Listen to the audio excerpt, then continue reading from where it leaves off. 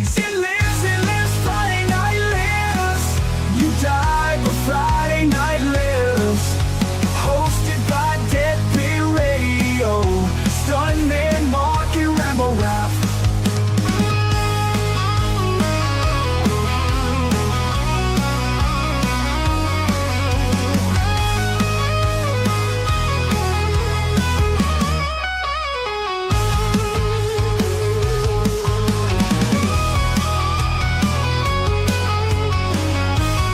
I'd like to take this time just to tell you to eat my ass.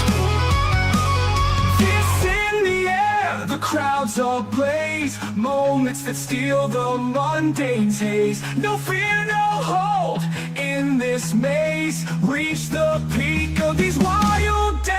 It lives, Friday night lives. You die, but Friday night lives. Hosted by Deadbeat Radio, Stuntman Marq and RamboRaph.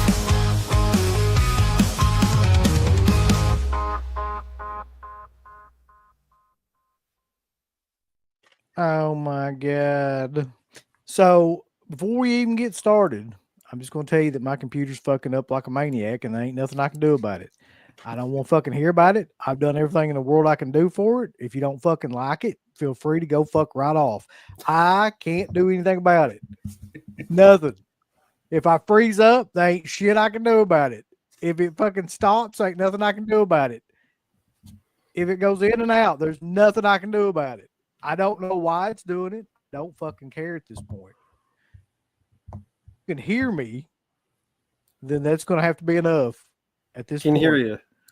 Mm-hmm. So please, for the love of Jesus Christ and all things holy, shut the fuck up about it. Okay. But welcome to Friday Night Lives. We've got a wonderful show tonight. We're going to be discussing a lot of things going on in the world. Oh, A yeah. lot of physical media stuff and stuff about last night's show, as well as just the overall collapse of the Marvel Universe as that continues to happen. Great. Not entirely sure what has happened, but I'm glad. I don't hear any more of this. Look, I will just throw your ass out of this fucking I don't care. Start going on about fucking shit. I'll put you in timeout or ban you. It doesn't matter to me. Do not fucking care. So yeah, just to put you on notice. I'm trying to hold my tongue. I don't want to say anything about it, but you sound good at least. Yeah. God damn it. Anyway, here's a super chat. Cool. Nuki. What the fuck? Yeah, he requested that, so that's in the future. Oh man.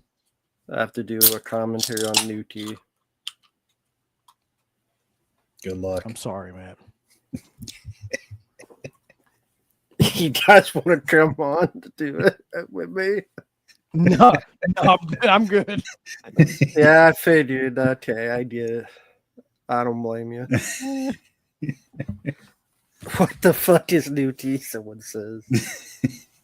You don't want to know, Jackson Jack. Thank you, movie guy.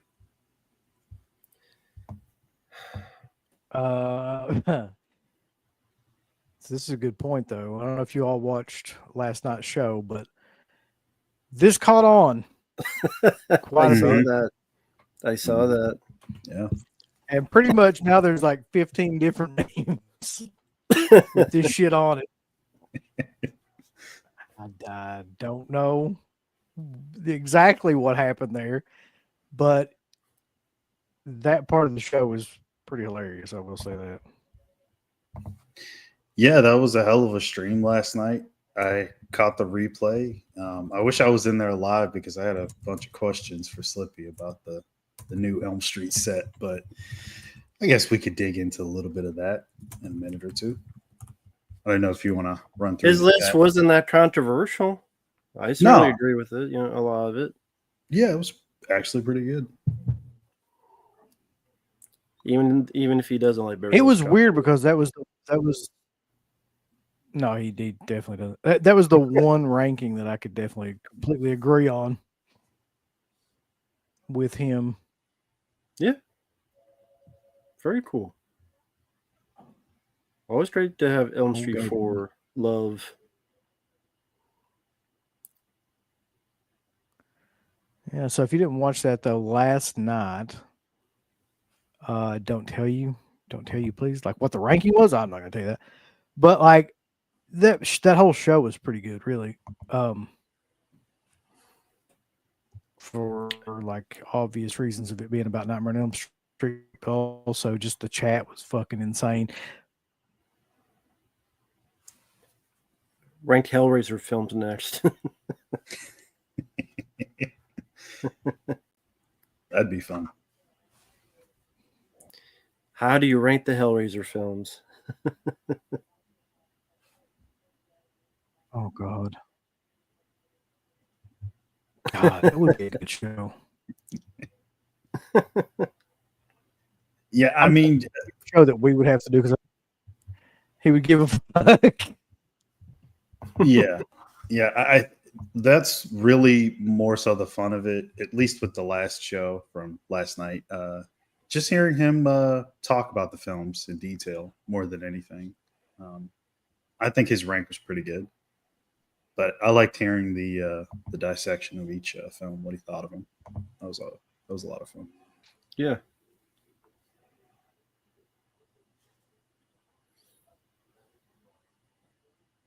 Yeah, very cool. I can't tell if Uncle Bill's frozen or. Uh-oh. Wait, I think I just heard her. It just keeps fucking. It just keeps freezing up. Like it just keeps blacking out the entire screen. I don't know what the fuck. I'm hoping that it will just stop, but like I don't know. Yeah, as we keep going, I think it might clear up a little bit. We'll see. Yeah, because we can hear you. Like I said, I've done everything I can do. Like there's nothing I can do. Yeah, like I see you now. I could not tell you why. Can I tell you why it's doing this? Like what the reasoning is, why it does it on this particular show and doesn't do it on the other shows? I have no fucking clue. But I can tell you it's really annoying.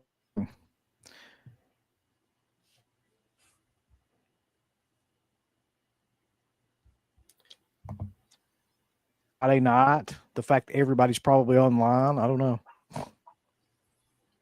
Could be. Yeah, maybe, yeah.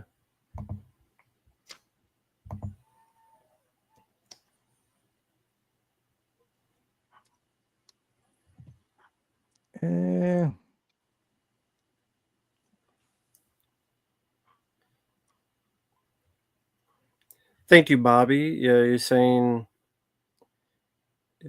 hey, you know what? I'll watch that more than Superman because I watched Superman and that was a piece of shit. And people get pissed at me, but fuck Superman. Super dork, super bitch. So thank you, Bobby. Superman 2025 was a piece of shit, by the way. I'll talk about that. That movie can suck my fucking super dick. How about that?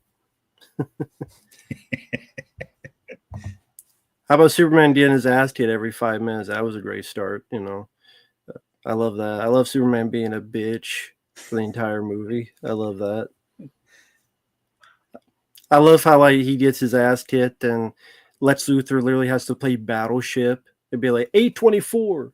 Now B-17 now, to tell the guy, and then the guy does all these movements to do it. I'm like, yep. I forgot about that. What was up with that? That was so weird. So yeah, Lex Luthor has to tell a technician B-17 825 74, and then to type it in, and then he fights the guy. I'm like, that's faster than Superman doing this or doing this. I don't know if that works. Yeah, there's, oh man, we could do a whole show where we just pick apart that movie, like piece by piece, scene by scene. It's so many things wrong with it. Just like 28 years later. Because I saw that it started well, but that was a lot of dicks. And that was a horrible fucking ending. Power Rangers shit. Yeah, It was Power Rangers. pretty much. And if for anybody that's just joining in, Uncle Bill will be back more than likely. His internet is not doing so great tonight. Yeah, each time he comes in, it's pixelated, or it'll be okay for a minute, and then it just simmers down and stuff. So, but yeah, Superman 2025. Every Superman movie has sucked ass since the 80s. Shouldn't be surprised. I'm a Superman 3 fan. I don't give a fuck what anyone said. Richard Pryor all the way. But yeah, that's Superman 2025. Well, we talk about that until Uncle Bill gets back. Yeah, Like sure. all the text at the beginning, that's like text, like 8 minutes of text, it felt like. It's just like 30 years ago this happened, 3 minutes ago this happened, 3 seconds ago. But you don't show us the fucking movie, asshole. You just don't tell us the fucking film. There's more text than a Star Wars crawl. Yeah, I guess his way of setting up all the bullshit that you were about to see. Maybe he's back now. He's back. Hitting my router with a baseball bat as we speak. No, I've just been fucking banning people like that. Didn't even know I was like on here. Fucking people like, goddamn hillbilly internet. Now you fucking banned. I swear to God, anybody that says a fucking word about my internet, because it's not my fucking internet, you bunch of dumbass sons of bitches. Like I was on here last night. Everything went fine. Jesus fucking Christ. All right, movie guy. Yeah. No, he's good. He's good. He's good. He's just a joke. Anyway. But no, we were just we're just bitching about Superman. I saw Superman. I did a review of it, and it was super shitty to me. Fucking awful. I saw that movie in the theater, unfortunately. I didn't think it was like god awful or anything, but I do agree with everybody talking about like he gets his ass kicked the entire movie. And that's not a very Superman thing to have happen. Yeah. Yeah. Well, I was telling Mark, like the first big fight, if you remember, Lex Luthor, he does like a battleship where he tells people A25 7C7, so people type it up, and somehow that's faster to beat up Superman than Superman just doing this. Yeah.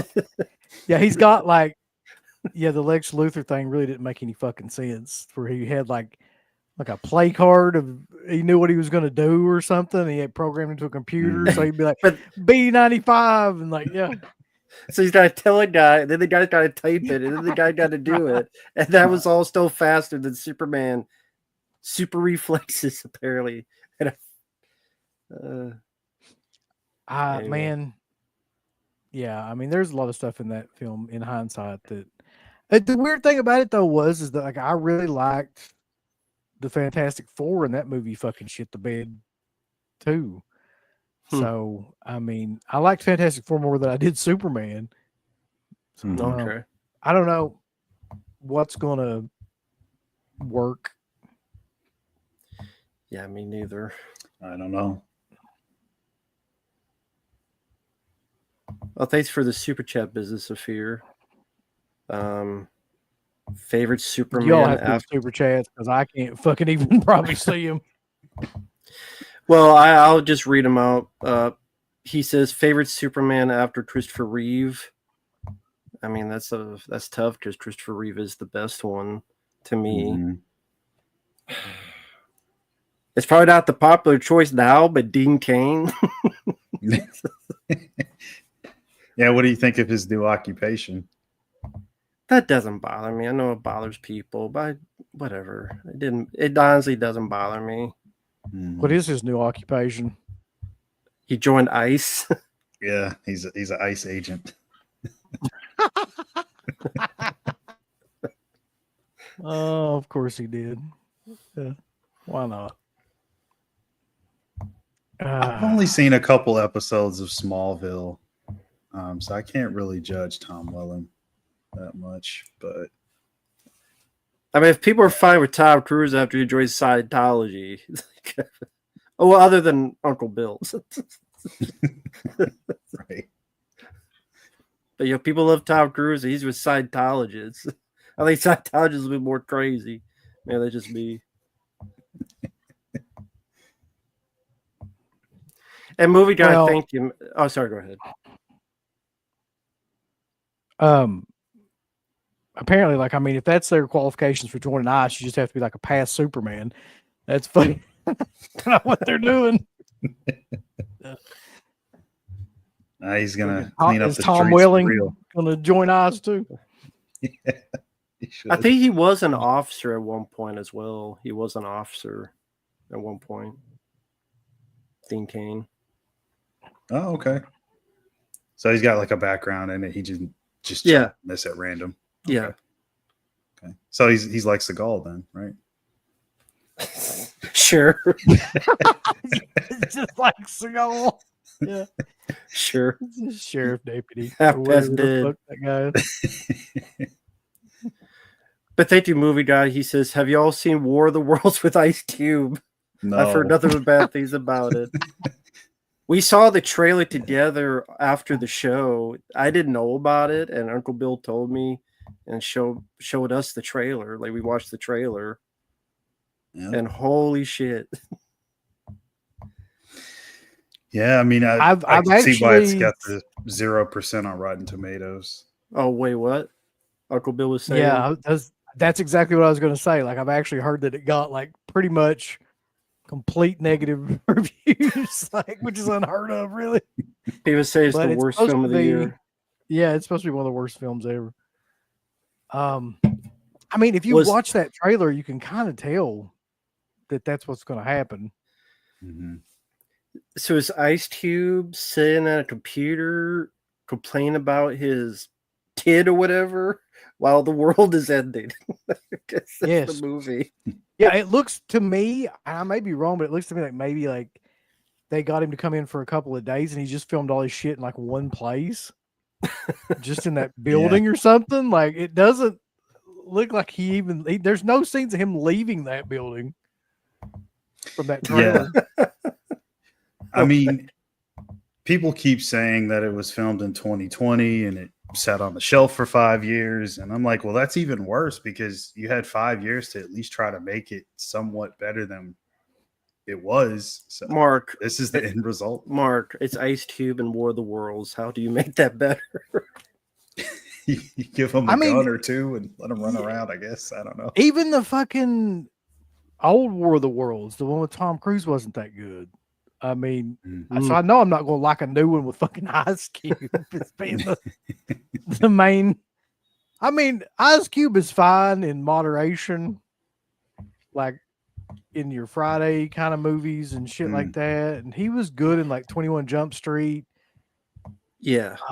But like playing serious dramatic roles other than Boys in the Hood, what's another dramatic role that he's been really good in? And he's pretty much just playing himself, a Anaconda. LA street guy. Yeah. Yeah. John Voight brought out the best in everybody in that movie, though. I mean, he's kind of just Ice Cube and everything anyway. So it's, Yeah. but you like his personality typically. So you're like, all right, he's fine. You kind of let him go or let Yeah. it slide. Yeah. Yeah. Triple There's a lot of X, actors. State of the like that. Union. Oh, God. I don't know about that. Who do you think are the actors that most just play themselves? Jeff Goldblum. The Rock. I would have never thought that. That's true, though. The Rock. Yeah. Yeah. The Rock. Yeah. Mark Wahlberg. Mark Wahl. That's the first one that came to my mind. That dude, in any movie he's in, it doesn't matter what it is, he's playing the same guy. He's in Ted or The Happening or whatever it is, the same fucking dude. Oh, Carter Detention had a super chat on yours. This is how funny would it be if Dean Cain went on a 1999 Big Boss Man run. Kill. Yeah. What about the goddamn Cropsy poster?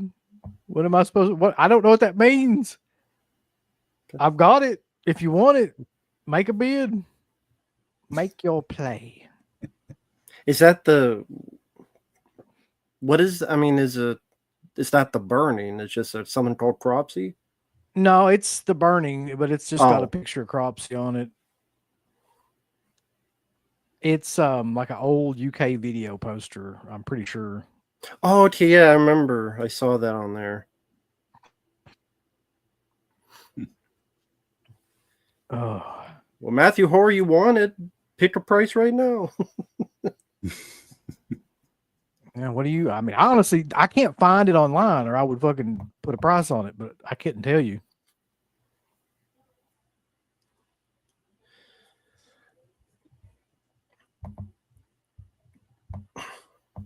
But yeah, Superman sucked. I'll say that But again. anyway, And 20 years later, you're right about the ending. You're fucking right about the ending. wasn't that just the goofiest fucking thing to be tacked on to a movie like that ever? I mean, I'm sure it's meant to represent the Teletubbies because he watched at the beginning, but it looked like Power Rangers because they're all swinging and flying around. They each got their certain weapons, like the Power Rangers. And like the first half of that movie was actually, I didn't mind. And then as soon as the mom got on the crazy train, the movie got on the crazy train. I mean, I didn't mind most of it up until the fucking that scene at the end, like the last 10 minutes of it, which just seemed to come out of fucking nowhere for no reason. That was the It seemed like a rewrite, maybe, or something. Yeah, I or don't know. It was weird. such a weird way to end it, and like, because it had the opposite effect is what I think they wanted, which is they wanted you to like want to see the next installment, but it made me like never want to see like where that goes. Like, especially when it's like, oh, Ray Fiennes killed your mom and now press her skull on, and she, what kids go, hey, wow, it's my mom's skull. Let me kiss it. And then 10 minutes later, Power Rangers show up. It's a pretty different tone. Skull killer. That's what happens. It's like, here's your mom's skull. Put on this Bonerville. The bone. The temple bones. Here's all your boners.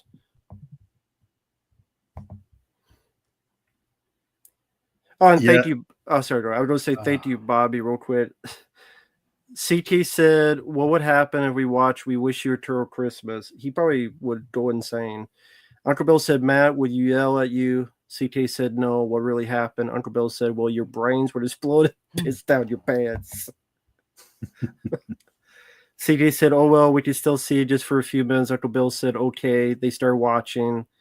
Matt got home and said, we wish you a Turtle Christmas, and said, what are you going to do when, I don't know, I guess Hulkamania runs wild on you? I don't know, Bobby. I mean, that story was better than Superman. I'll give you that, Bobby. Well, yeah, I call it Bonerville because it's Ray Fiennes with a bunch of bones. Superman. He has bone temples. Yes. Yeah.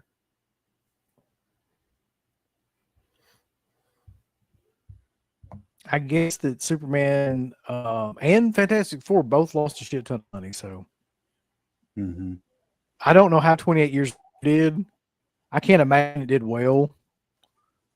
Just guessing. Well, the next movie's already scheduled for release in January, so they're kind of, I guess they're just committed to putting that out, right? It made $150 million worldwide on a $60 million budget, so it probably didn't even break even. Yeah, after marketing. Mm-hmm. But at least it didn't lose its ass like all the superhero movies are now. Like, Right. I mean, Good. they're spending. I mean, the problem is though is like what, because I hate superhero movies in general, but like what is going to like take that's place? Like that was the only thing really holding theaters together. Like the only thing people were really going to see, and now it's like that's not working at all anymore. Mhm. So even though like I hate them, at least they were making money, and that was like justifying people making movies. But now it's like if nothing's making money, really, then what the fuck are they going to do? That's a damn good question. I have no idea. Probably Yeah, I mean- just keep spitting out more sequels, more remakes. That's typically what happens. They just keep sequelizing everything. Nothing ends. Everything's a franchise. Yeah, Greg was talking about like he's burnt out on super. Yeah, everybody is. I think that's the problem. Like nobody, even the hardcore fan base for superhero movies, is burnt out on fucking superhero movies. Like they just don't want to see them anymore. Mhm. Yeah. I don't know what's next. More Minecrafts, I guess. I guess probably more like video game IPs or something, or something Yeah. that people are familiar with that's not been run into the ground yet. But that's not going to last long because not everything's a Minecraft in terms of popularity. Yeah. I mean, they're going to end up making shit like Candyland and stuff. Like that's where it's going to fucking, if they aren't already. Could Yeah. be in the works, and we wouldn't even know until it pops up. I wouldn't put it past any of these studios. They're always looking for the next huge hit. And if we're talking about video game adaptations, the next Minecraft. It doesn't even have to be good to them. They just want to put it out, try to make some money. It's crazy to me though, man. Like because like Connect for them, isn't that supposed to be a real movie though? I could have swore I heard something about that because I thought it was so stupid. I didn't hear that, but I mean, For the movie, they made Battleship. They'll remake Made it. Battleship. They'll probably make fucking Monopoly. mm-hmm. They were at one point going to make Monopoly. I mean, I remember that. Tetris is getting a trilogy, probably. A Frogger, they'll probably have Frogger. I'm not joking though. Like they will figure out something else to run to the ground, and I don't know what that will be, but it will be coming soon because like it's pretty obvious at this point that they're not going to be able to like keep doing the superhero thing. They've been trying for years and they keep losing their ass. So Marvel, DC, all of them, none of them work anymore. They don't make money at least. So they're not going to let people make original films, clearly. I just figure that's the only thing they could do now. I would just let it all burn. Uno. Let it all burn. Another super chat. All right, so there's a few. One more from Bobby. I tell you, if you watch that, your brain will explode and piss down your pants. You gotta shut it off. Ellie's doing the bit from Halloween 3. I'm sure that if I saw a War of the Worlds film, I probably want to shut off too, and I'd be Tom Atkins all over again. See Ice Cube just be like, "What the fuck he's doing that trailer?" That's what he's doing. Yeah. Is the whole time. Fucking, that's the whole trailer. Need a tutor theater. Freddie, yeah. Do y'all? Yeah, Freddie. We already talked about. Do y'all know about War of the Worlds? It's the worst film 2025. Literally a whole film, Mr. T reacting on cam. Well, I'm sure it's a startup for his OnlyFans. What a horrible idea for a movie that was, though. Who in the fuck? First of all, why do War of the Worlds again? Second of all, why would you choose like Ice Cube to be the guy? Right. I don't know. What was the last film he was in that was a hit? That he Probably was a one of star. those dumbass like what are those like family films he did? Are we there yet? Yeah, something like that. Oh, yeah, he was in Ride Along as well. Right. Yeah. So, movie guy says poorly and competently made or bad production value, which is worse, Axiom or Alien 3. Well, they haven't seen Axiom. They never want to, and they shouldn't. Axiom is more worse made. But fuck Alien 3 forever. And yeah, movie guy, yes, they made Emoji film years ago. I remember that, the Emoji movie. Patrick Stewart was a turd. Mm-hmm. Like he played a turd. Yep. That's how movies are. Oh my god. They should have got Ice-T. So, I'm just curious, have any of you guys out there seen the stuff about Jack Shoulders messing with Nightmare 2 for the new 4K? No. How No? so? No. Anybody in the chat heard about that? So there's an article that's going around where Jack Shoulder talks about making changes and tweaks to it to make it better and fix things that he couldn't pull off back then. And it sounds like he just probably fucked it up a bit. I don't know why they feel the need to go back and mess with things. I mean, there's a whole huge fan base out there for that movie, and I think if you start fucking with things like that, then you're just asking for trouble. So he did George Lucas. Yeah, so I have the thing on my phone. Oh no. So this is direct quote from Jack Shoulder. This is what he said that he did. He said he wanted to do let me see. Yeah, tweaks and corrections that were impossible back then. There were certain things that I had to tweak just because they bothered me. Adding smoke here, changing effects because I think they look a little hokey by today's standards.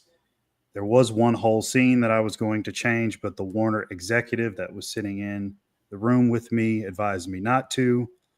And it just goes on and on. So, I mean,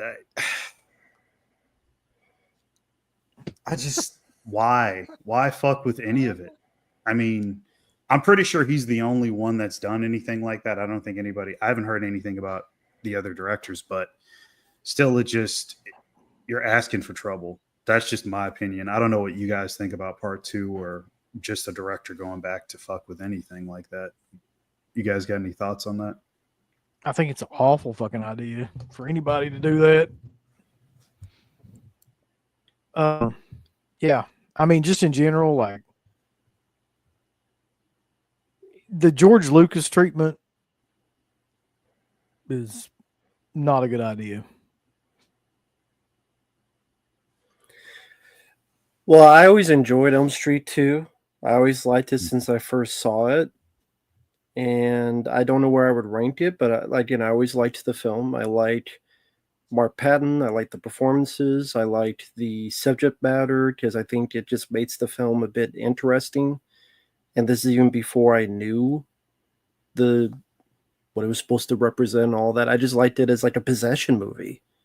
So it didn't feel like a carbon copy of the first film. And like Uncle Bill said, when you make these changes, number one, the people buying this, they weren't asking for those changes. Exactly. That's number one. Number two, you're not going to give an option for the not screwed around version. So also, if you're adding, that means you're adding CGI, and the CGI is going to be noticeable. CG smoke, like you said, smoke or whatever, it's all going to be noticeable. It's all going to be recognizable to the viewer, especially in HD. And then it's going to take people out. And so they're not concentrating on the film. They're concentrating on, oh, wait, that's different. Oh, wait, that's added. oh, that looks CG. What? This is a film from 1985. Mm-hmm. So Yeah, he talks about giving things tweaks to make it have a bit more of a modern look. And to me, if you're not happy with the effects or not happy with whatever, that's your own personal thing. That's not everybody else's opinion. It's just such a bad idea. Even if it's so minor, because he talks about like how minor the things are, but it's a lot of things that he wanted to change. Even if they're minor, to me, it's like he also says in it like that they're so minor, some people probably won't notice. But it's like, if that's the case, why do it at all? I can't wrap my head around it. what is the benefit of making it look more modern? How is that a good thing? We've all complained about how modern films are. That's a detriment to make it more modern. That's a complete detriment. Well, part of it too is that like people like those films because of the parts of them that are wrong, or the parts that like look bad, like, or the parts that are messed up. Like I don't know anybody that really wants those parts fixed. And this idea that like a director sees these things that he was, could fix now that he couldn't fix then, and so he should do that. It's like that's the movie that people grew up on. That's the movie that they want. Like they want all of the bad stuff, the hokey stuff left in there. They don't want you to fucking clean it up and like CG it all to hell or whatever he's gonna do. Like nobody wants that I know of. Mm-hmm. I've never heard one person say that they want Nightmare on Elm Street 2 fucking cleaned up or fixed with CG or anything like that. Exactly. I mean, maybe the only good thing to come out of that is that he did have somebody sort of trying to mitigate all that. Apparently not enough. We'll see how it looks. I mean, that wasn't going to be the first one I watched when I got the set, but I'm going to have to do some, examination on that just to see like what he exactly changed. I'm sure there'll be a bunch of videos that go up once that set comes out. Yeah, that's kind of gonna. I mean, I hope not. Well, let's talk about the Nightmares set real quick. Like while I have an internet connection for about 5 minutes. So there's a ton of people complaining about this now because apparently that set is sold out almost everywhere. And people are going on like, I'm talking about the steel box. Yeah, the steelbook set. Steelbook, yeah. Steel box is what I call it. And but like, yeah, I think that the regular standard, edition is still available, but and it seems like there's a lot of sites that are wildly different in pricing of that set too. I mean, I got mine for, I think we were talking about this before, about $170. Now there's people that are saying it's like $200, and then there's like $250 to $260 some places. I don't know what the difference is, if there is a difference, or if these are just places like jacking up the prices. But like, are these the places overseas they're buying it, or it's everything in the US? Because I know the overseas one's more expensive. I hear people talking about Zavvi and all these fucking places and stuff. It's like, but I don't know. And people really seem pissed off about the price. So I just thought about it. I mean, there's still, the Amazon link was up briefly, but I think it went back down again. Same thing for Night of the Living Dead. I think that went down again. It was up for about 5 minutes earlier today, and then it went down again. Just as far as like the stock. Are you talking about the basic or the steel box? I mean, steelbook. Well, the steelbook set. Well, at least they offer both options. It's funny because so many people bitched and complained for years and years that they threw the Elm Street set together in like a little thin case and they hated it. And now they're giving you this big thing. They're giving you what you want. And a lot of people are like, I'll just get the basic version. So I don't get it. I mean, I know not everybody wants to spend $160 or $180, whatever it costs on something like that. But I mean, you got options. It's not like you have to get that. At least that's not the only one. Yeah, I mean, they It's could have made it to where that's the only thing you could buy. They could have yeah. just I been like, mean, "Fuck y'all!" Like it's $200, and everybody would have bought it, and they would have shut the fuck up. You wouldn't hear anybody complain, and they would have just bought it, and that'd been it. But yeah, exactly. Where's that Eli Roth clip where it's horror fans love yeah, to complain? complain. Yeah, they really It's like do. you can't win. It's like they gave you what you wanted. You got a big cool set. There you go. Get it or don't get it. At least you got the option. I think both are shitty. Killer Rambo. All right. So you don't like either one of them? The steelbook looks cool. It's just the stuff in them doesn't interest me. I love the films. I'll watch them when they come on streaming. Eventually they will. There's barely any features. Mm-hmm. The first and fifth one are the only ones uncut. The first one's uncut everywhere else. Fifth, I think that film sucks, so I don't care if it's uncut. If 2 is changed, that's even less interesting. It looks like there's nothing for 3 or 4, which are 2 of my favorites. No commentaries. Features other than like 2 new ones that just seem like you just watch Never Sleep Again and you get that or more. And it just, yeah, there you go, Dubs. I'll take your code, put it in my pocket. But like, if people look forward to cool, it doesn't seem like there's much. Like as much as Stream Factory screwed up, it felt like there's a lot more on that, the Friday the 13th one, compared to this. As much as there were issues, when you look at both of them, it felt like there was more content in that. Yeah, I feel like, well, both the Halloween and Friday the 13th sets were probably like better off in that regard when they first came out. But now you've got like you said, you've got Never Sleep Again. It's like, what the fuck? What do you add, really? That thing is like, what, 6 hours long or something crazy? Like 4 hours and then special features. So, I mean, I didn't know. Were there deleted stuff in part 4, part 3 with commentaries? Like maybe some other stuff that's was from back in the day that's never been released before. TV specials, the full MTV thing when Freddie hosted MTV. I mean, just other little nuggets that I'm sure there could be found that would make it more special than just. See, I don't think that's Warner Brothers thing though. Yeah, exactly. I feel like if anybody else had released, if somebody like one of these boutique labels had released it, then yeah. But it's like Warner Brothers is just like, they just think I believe they literally just think, okay, they want these movies. Let's just fucking get all these movies out on 4K. And some people really do just want that. Yeah, that's cool. But the majority of people that are collectors and shit, they would appreciate to have like commentaries and, featurettes and stuff like that are new at least. But yeah, I'm not surprised. I'll be honest with you, like I never really thought we would even get this. Right. That's cool. Oh, I was just saying I never really thought we'd even get these. Like that's true.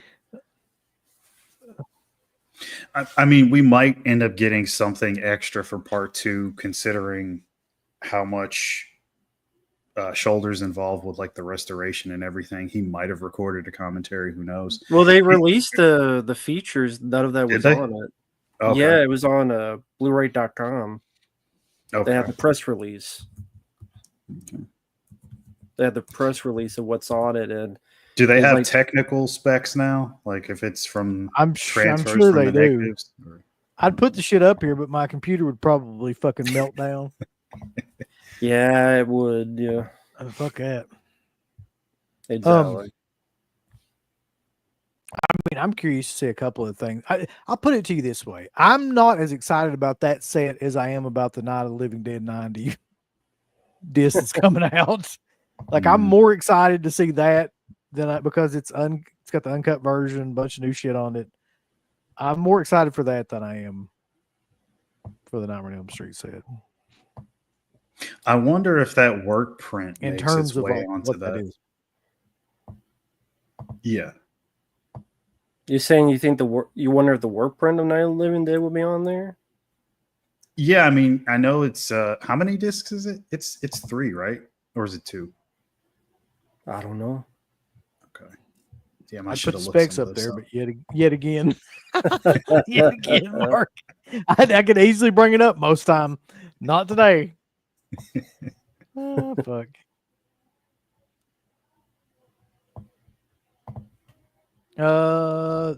Since I heard the uncut version of Elm Street 5 just includes an extended dining room scene, quite a small addition.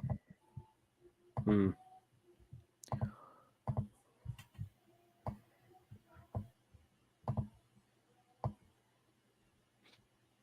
I'm not sure why they're still going with steelbooks, honestly. Most people don't ever talk. No shit. That What wasn't happened? just me, right, Mark? Oh, Bill Uncle Bill. lost. Yeah, we lost him again. Well, as he does it, I'll quickly do this super chat movie guy.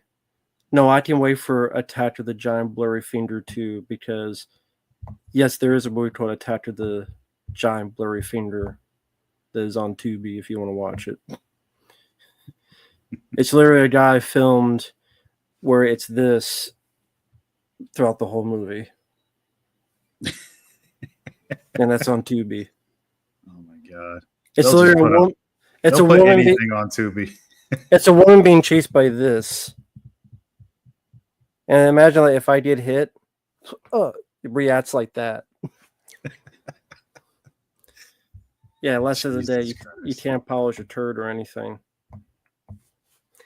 So Well, they're gonna try.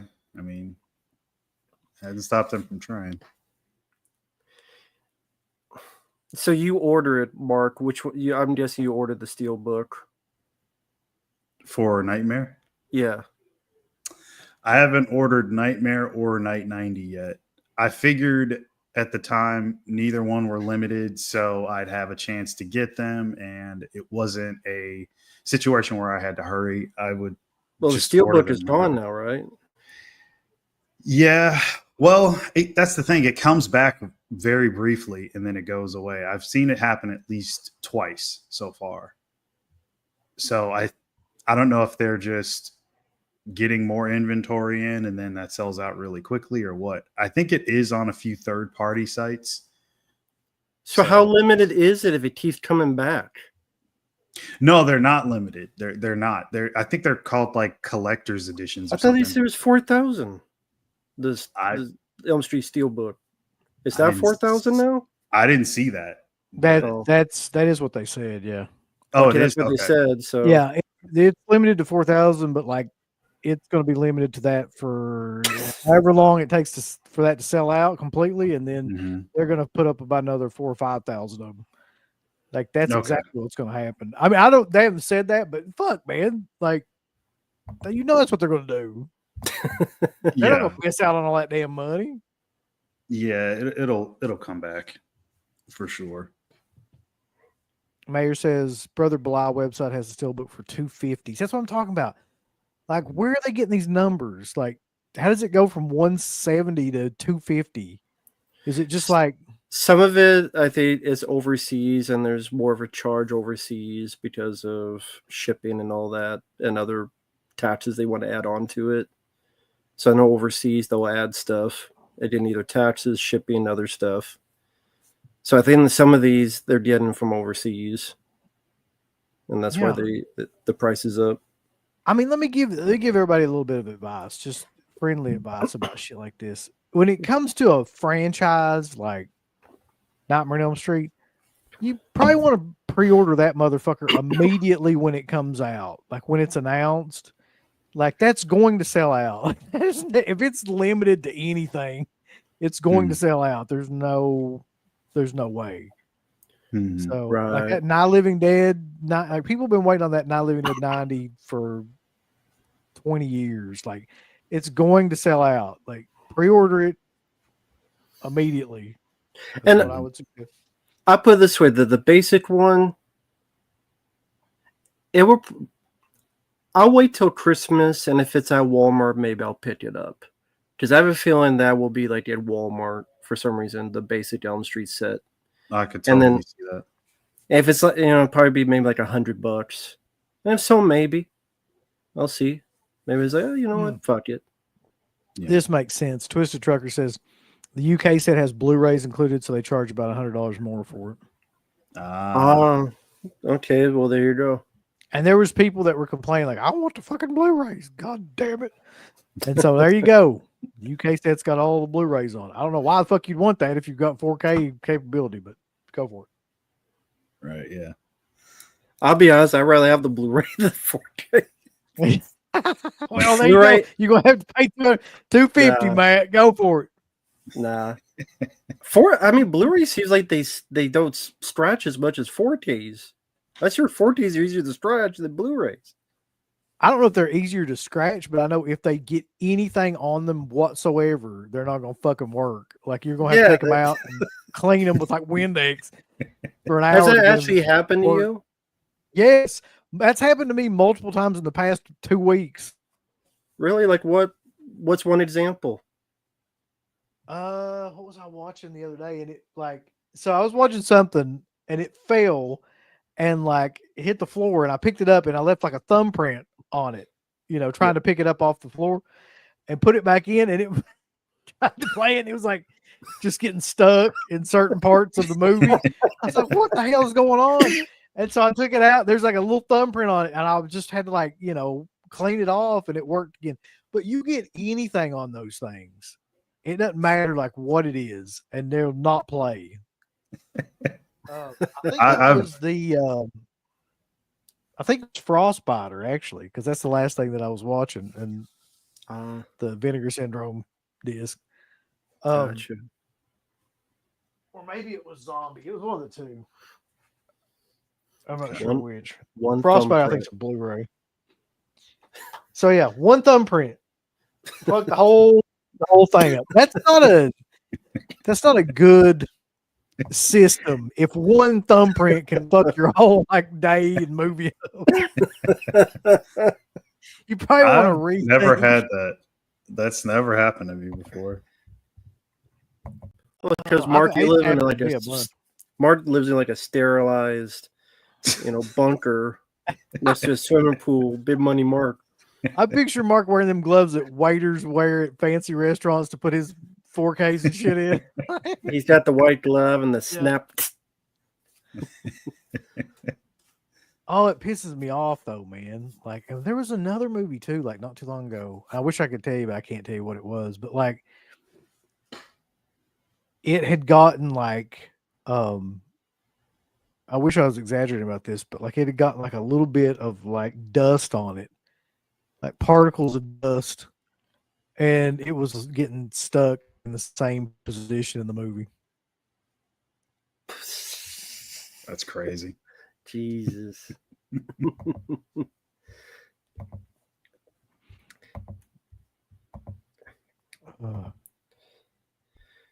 I think the movie guy. Yeah, imagine if someone made a ladle of us. I love that we do a ladle version of us. Sure. Ladle Dead Pit.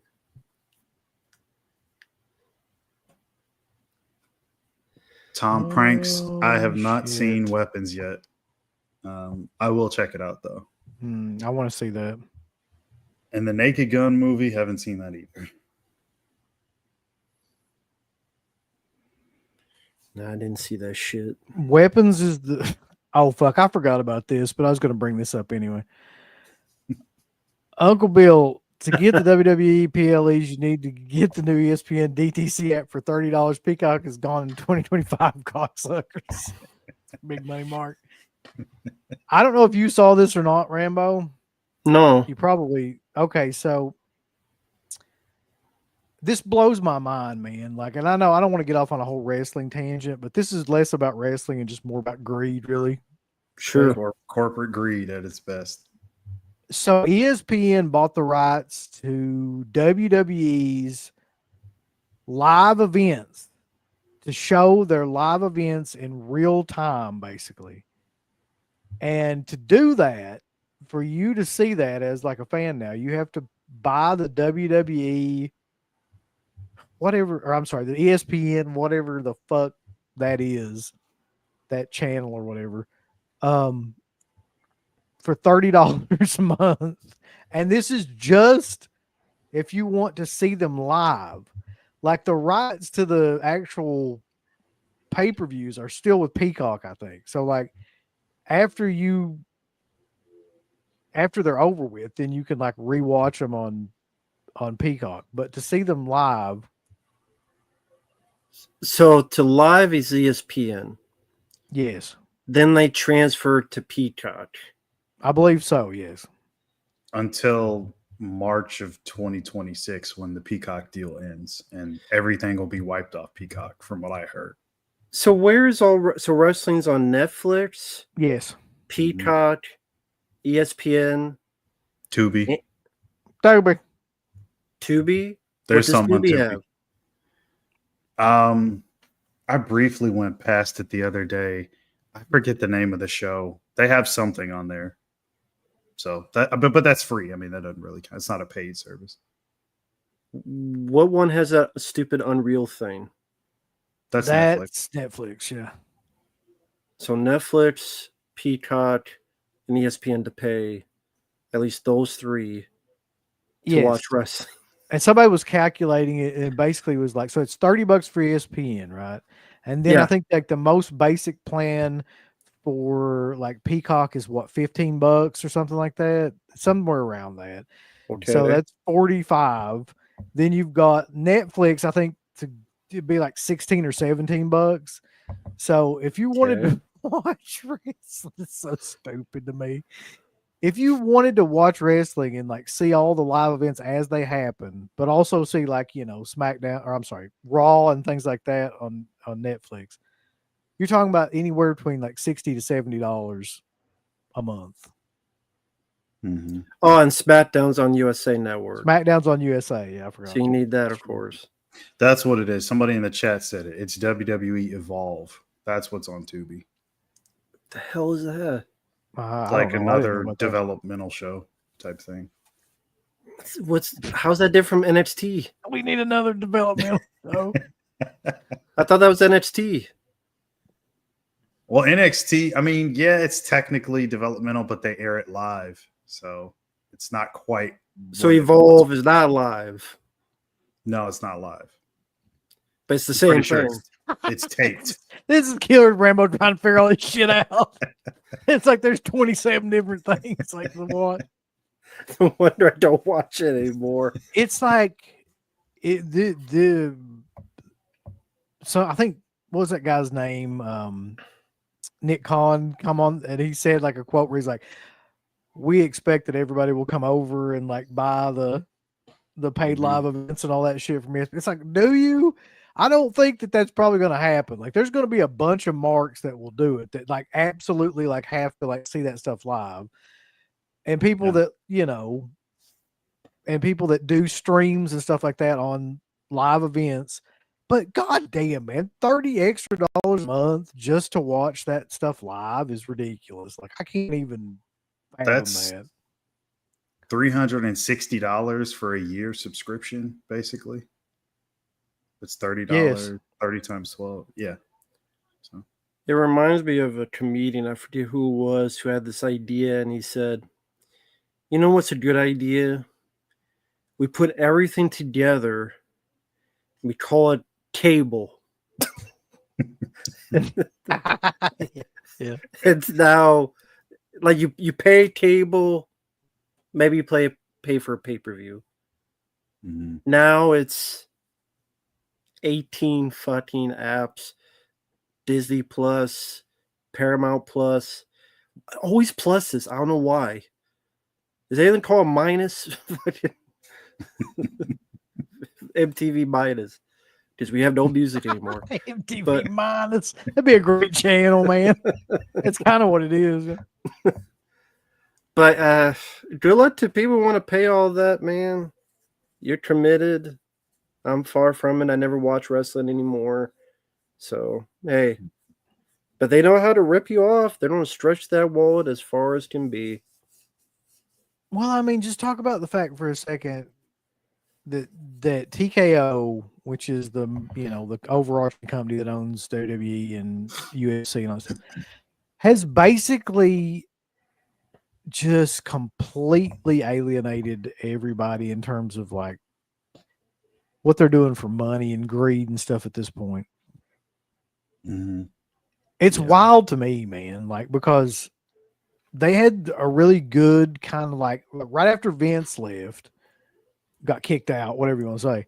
Like, there was a lot of like goodwill towards all of that company. Like, right as Triple H took over, and like he was, people were like, "Oh, things are really, really different." Now it's like they've taken all that and been like, you know what?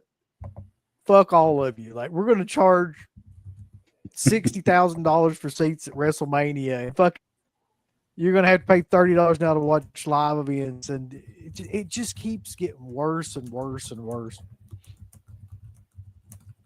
Yep. I mean, that's how it's always been, I think. Well, maybe not always, but it was getting pretty close to that. I mean, had Vince McMahon not sold the company, I think we'd still be in a position where he's out to get any handout of money for whatever. I mean, look at the Saudi thing, right? Like, how much did they pay him to do those shows? You know, like that was another thing where it's like, hey, here's a huge amount of money. Yep. We want exclusive pay-per-views. Vince is like, all right. So, yep. I think we would have gotten to this point, like, no matter what. It's just Vince sort of stifling the creative aspect of wrestling is sort of what kept it not as popular as it is now. Unfortunately, it is a bit of a gift and the curse where Triple H's creativity, I guess, has made it more popular, and now everybody wants a piece of it. So they're offering all kinds of money, and they're just taking whatever they can get. I mean, it's weird to me because he has made it more popular, but I mean, has he made it better? Because like, as you look at the way things are going right now, like he did a lot of really interesting and bold stuff there in the beginning, but it didn't go anywhere. Like, none of it went anywhere. Like the shit with Cena, the stuff like with the was he a heel and then now all of a sudden he's a good guy?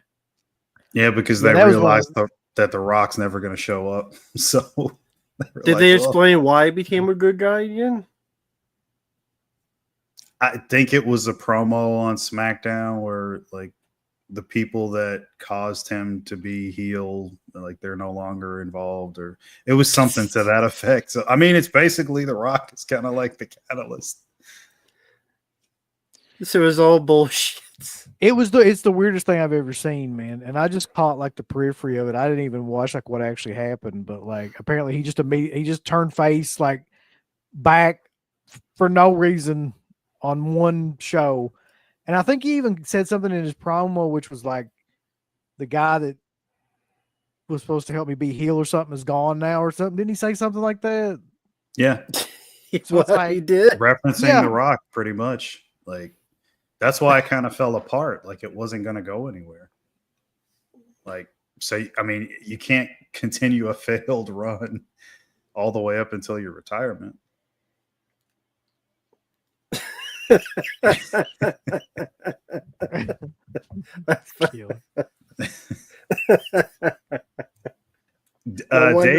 Davey, yes. I mean, I would.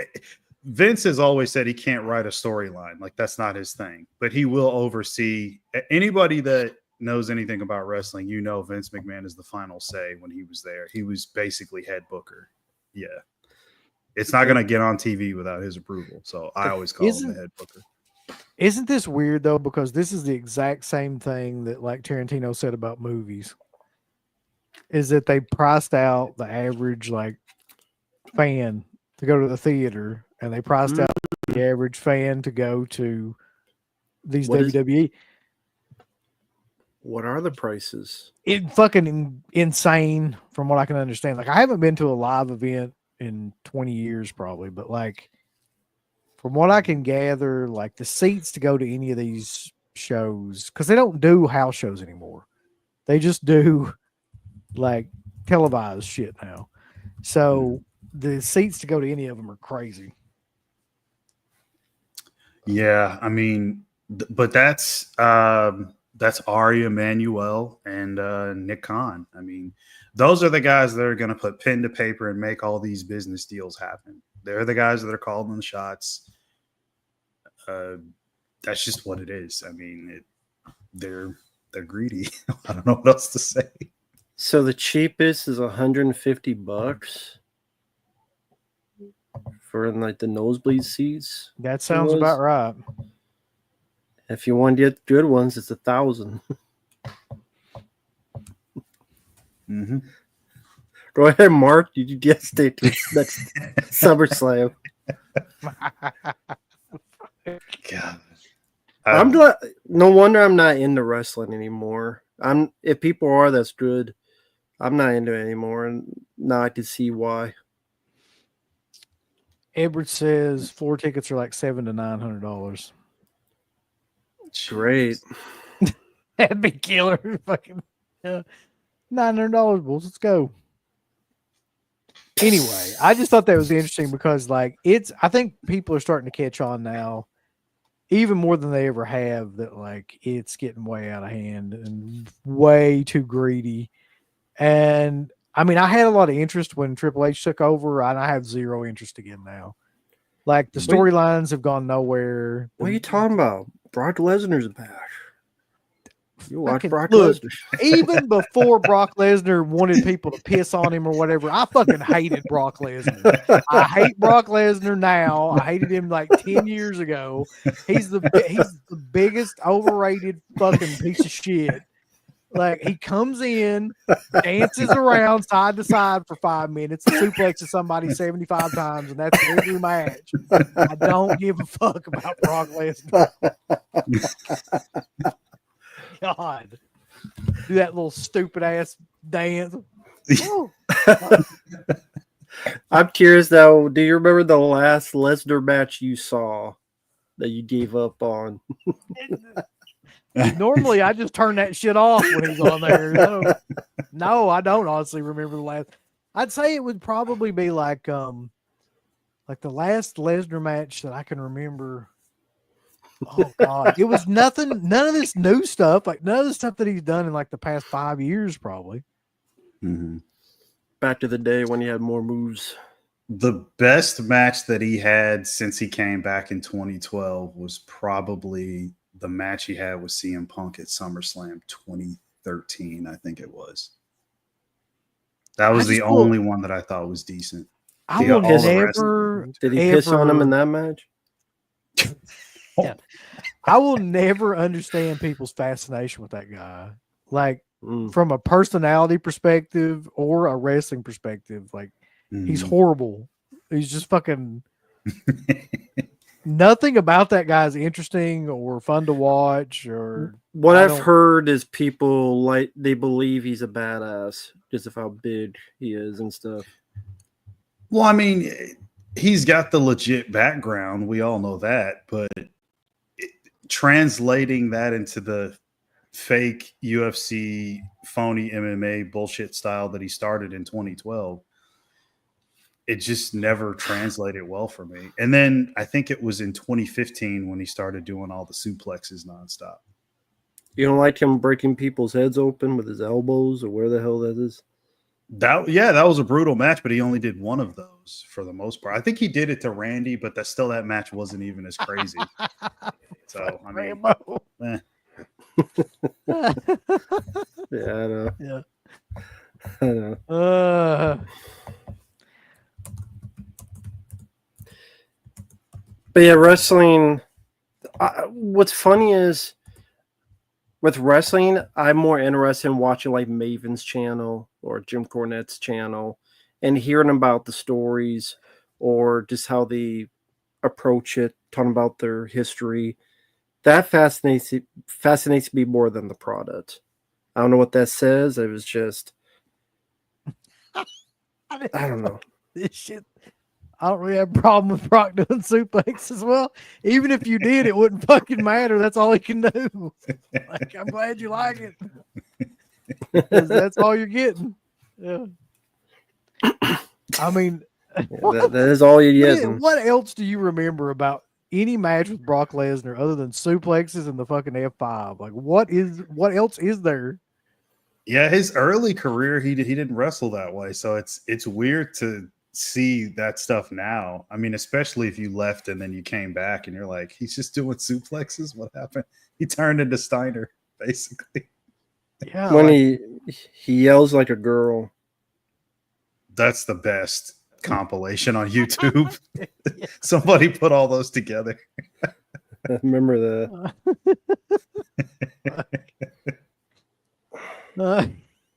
What the fuck kind of comment is this? Mark wants his daughter to F5 him up to a bed. I'm assuming he means Brock Lesnar's daughter. Yeah, she's pretty Dude. jacked, just like him.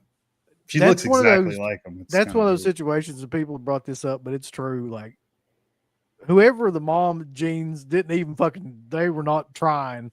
Like, that looks like him with a wig on. Yes, Like, it that's does. the craziest thing I've ever seen in my life. So it's See them, not. like, side by side. Is that not Sable's kid? That's I someone don't think else's. so. I don't think that seems like I heard that was not Sable's kid. That makes more sense now. Maybe it was I don't know. Maybe himself. it fucking is. But it seems like I'd heard that because I always thought it was too. And then somebody Mhm. was like, that's not. Yeah, it's not Sable's. So That's not a woman. that is the most disturbing visual to see, like a female Brock Lesnar. You're fucking just terrifying. Yeah, it is crazy. Yeah, that's one way to put it. I'm not going to say anymore. Mm. It's a lot to say, but I'm not going to say anymore. Mm. No, let's not do that. Oh. Yeah. So, okay. Bringing up Need to wrestling. I did want to bring up wrestling. wear a tent to have sex with her. Oh, she'd snap your dick off, Rambo, if you did try to have sex with her. Yeah, F5 it over my face. What is that? She'd put your dick off. Like,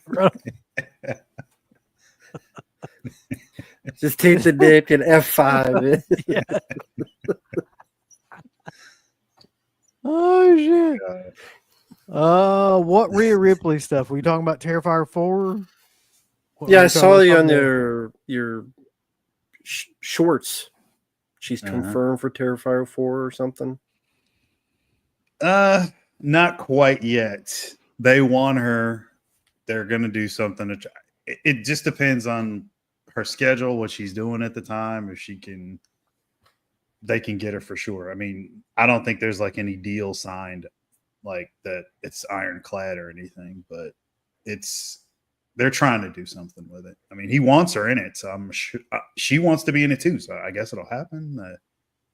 Yeah, she did that interview with Chris Van Vliet where she was like, she fucking said it on there. She's like, I want to be in Terrifier 4.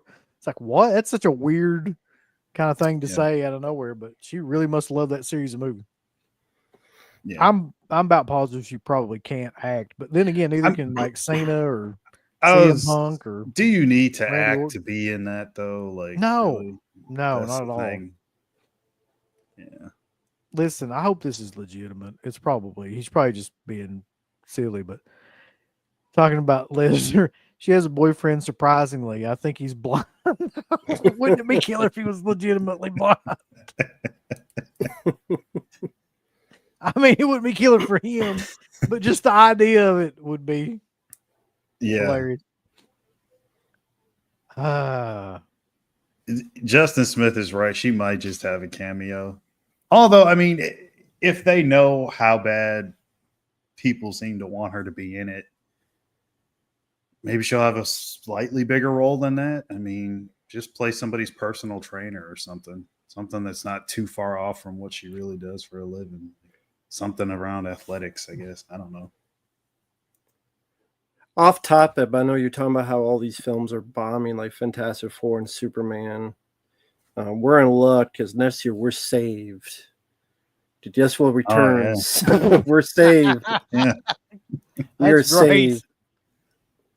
Airbud returns. It's literally called Airbud. I'll be returns. honest with you, I never thought I would see that. Like, Isn't that like the 30th Airbud movie or something? I don't know.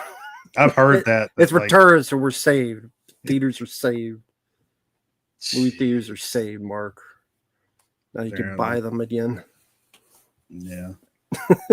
We're at the bow. what's weird though is that the fucking these superhero movies aren't really bombing like you would. I mean, they're making like $500 million. Like these last two have kind of made close to that. It's just that it costs so much damn money to make them that they're losing money. Like tons of people are still going to see them. It's just you can't make your money back. There's no way to do that unless like everybody in the United States buys a ticket to that fucking thing. Right. Yeah. I mean,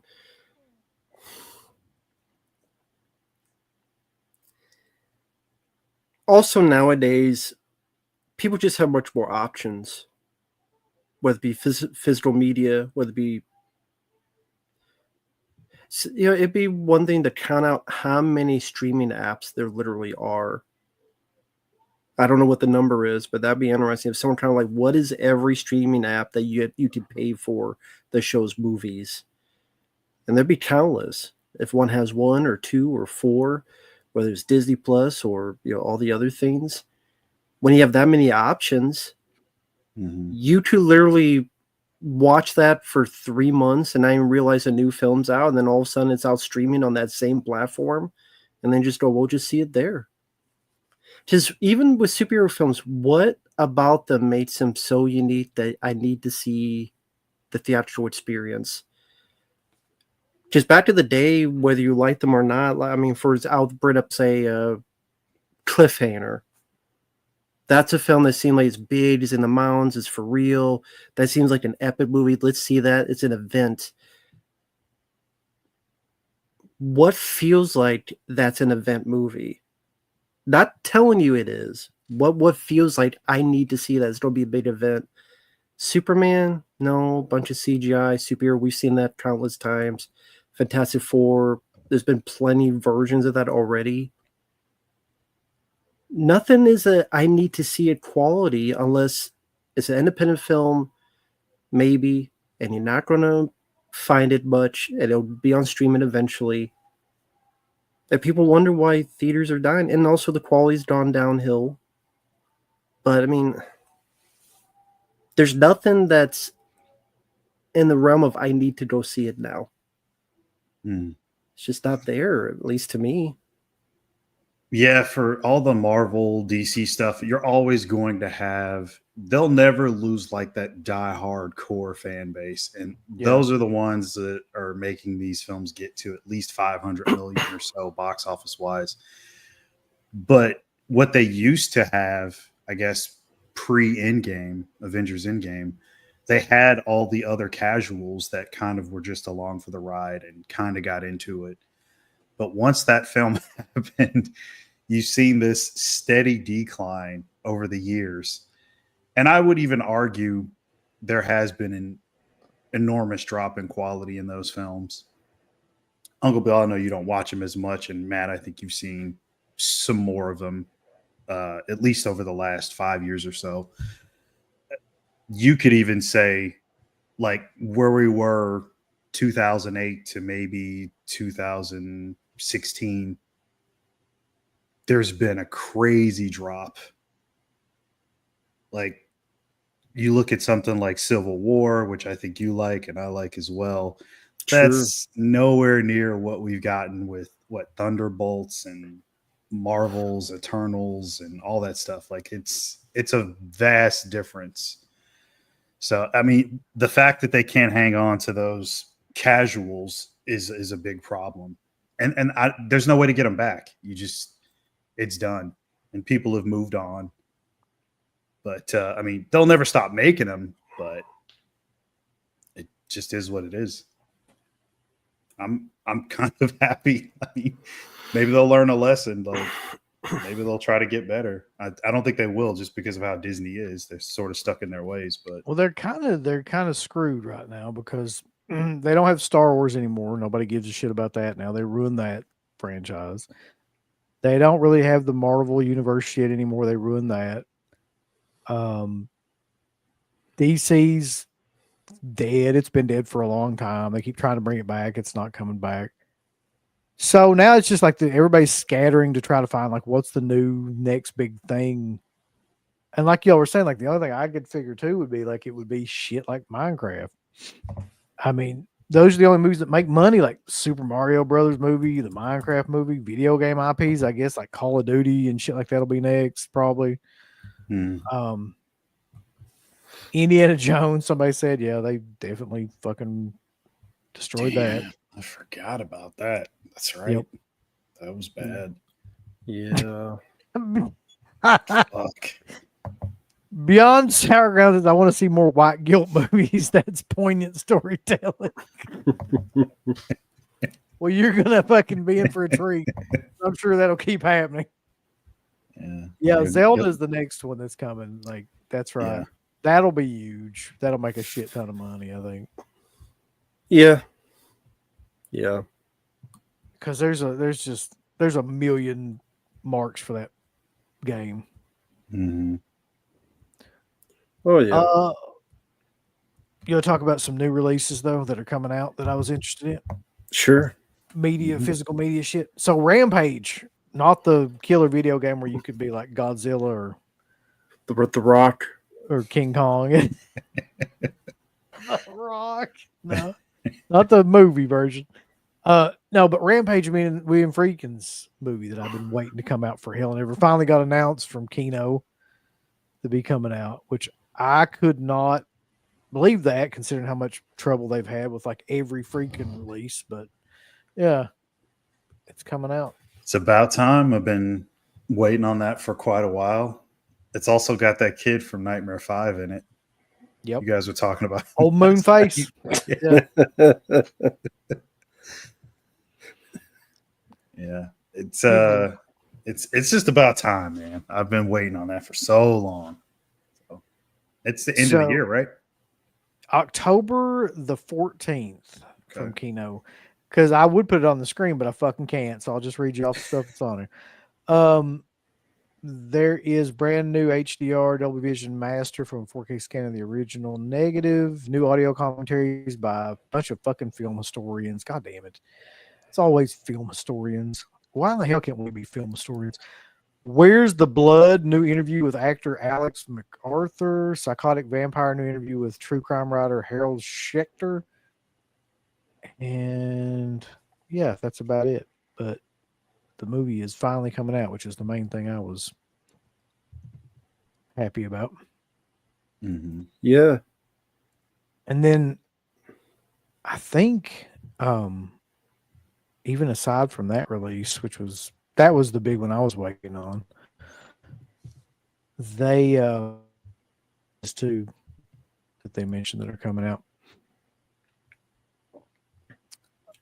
You've got, well, this is not Kino, but you've got End of Days, which I know Matt was super psyched about that one. 4K coming out around October the 7th. I am. I do enjoy that film. I think that film is one of Arnold's more underrated films. And it's cool that there's new features, including with Peter Hyams, interview with him. And nice. I even like the other special cover. I know it's Dream Factory, I know, but maybe this time it could be something. They're due for one, at least. I mean, they're due for one, I would think. So we'll see. Yeah, that's one I'm a fan of as well, so I'm looking forward to that. Surprised they got him for that and not for Time Cop, because wasn't Time Cop bare bones? Yep, it was, and I don't know why. Yeah. Okay. So And then one that I'm about 99% positive Mark's already pre-ordered but hasn't told us yet is the Freaked Umbrella Entertainment release. Yep, I'll be getting that I fucking knew it. when it drops. I mean, that's one. It's been stuck on like I'm gonna say it's Anchor Bay. The Anchor Bay DVD is what I have from years ago. So that's a really cool one.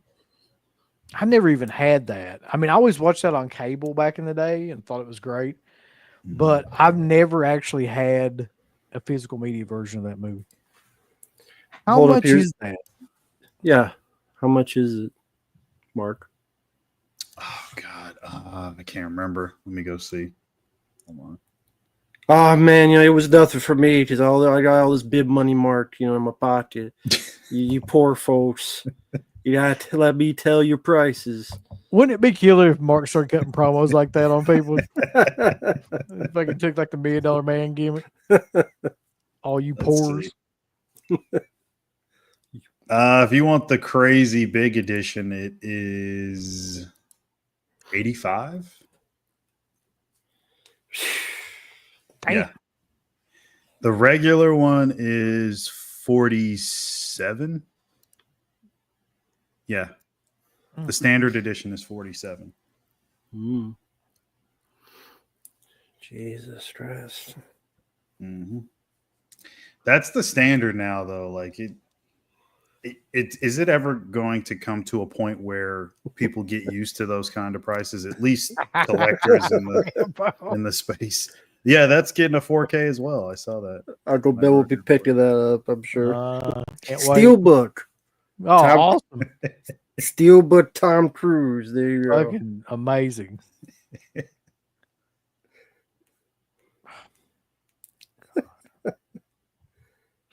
But yeah, are you guys going to get used to that at any point ever? No, probably not. No. I wouldn't say used to it. I mean, I'll probably end up buying that at some point though, if it doesn't sell out. But like, dude. I mean, that's a movie I haven't seen in probably over 20 years. It's not a movie that, like, I would say I was like near and dear to my heart or anything. It's just I have a hard time paying $80-some for something like that. Mm-hmm. Do I need a Tom Cruise movie? I'm trying to think. Do I have a Tom Cruise movie in my collection? Let me think about this seriously. You're going to get the Eyes Wide Shut Criterion 4K? That's coming out too. Yeah, you're right.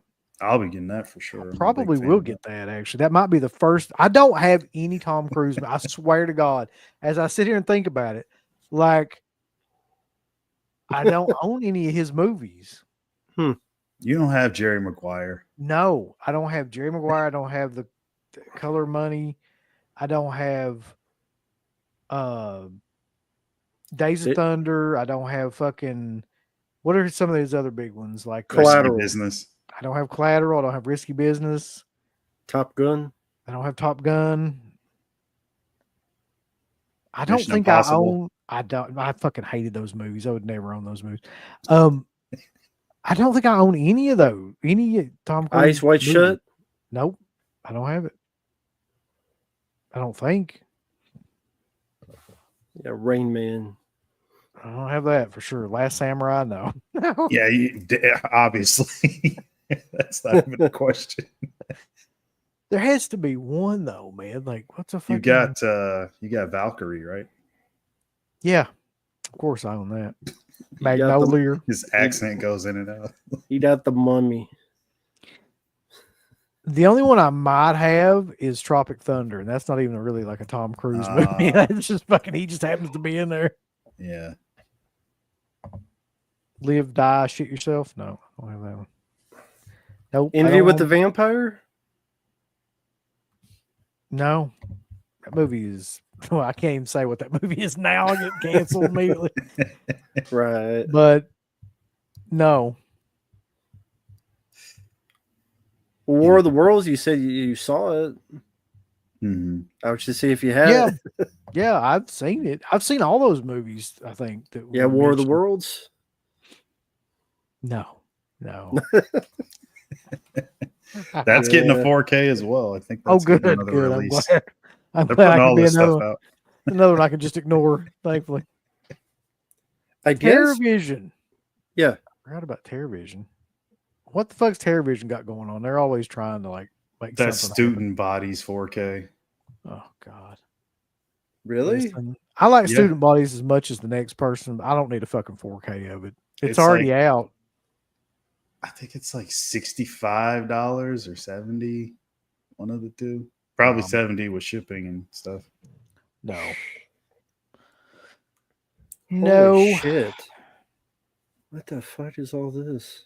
Yeah, they put a whole bunch of stuff in there with the set. Let me guess. They put like one of those fucking what do they call them that you yell into if you're a cheerleader? Yeah.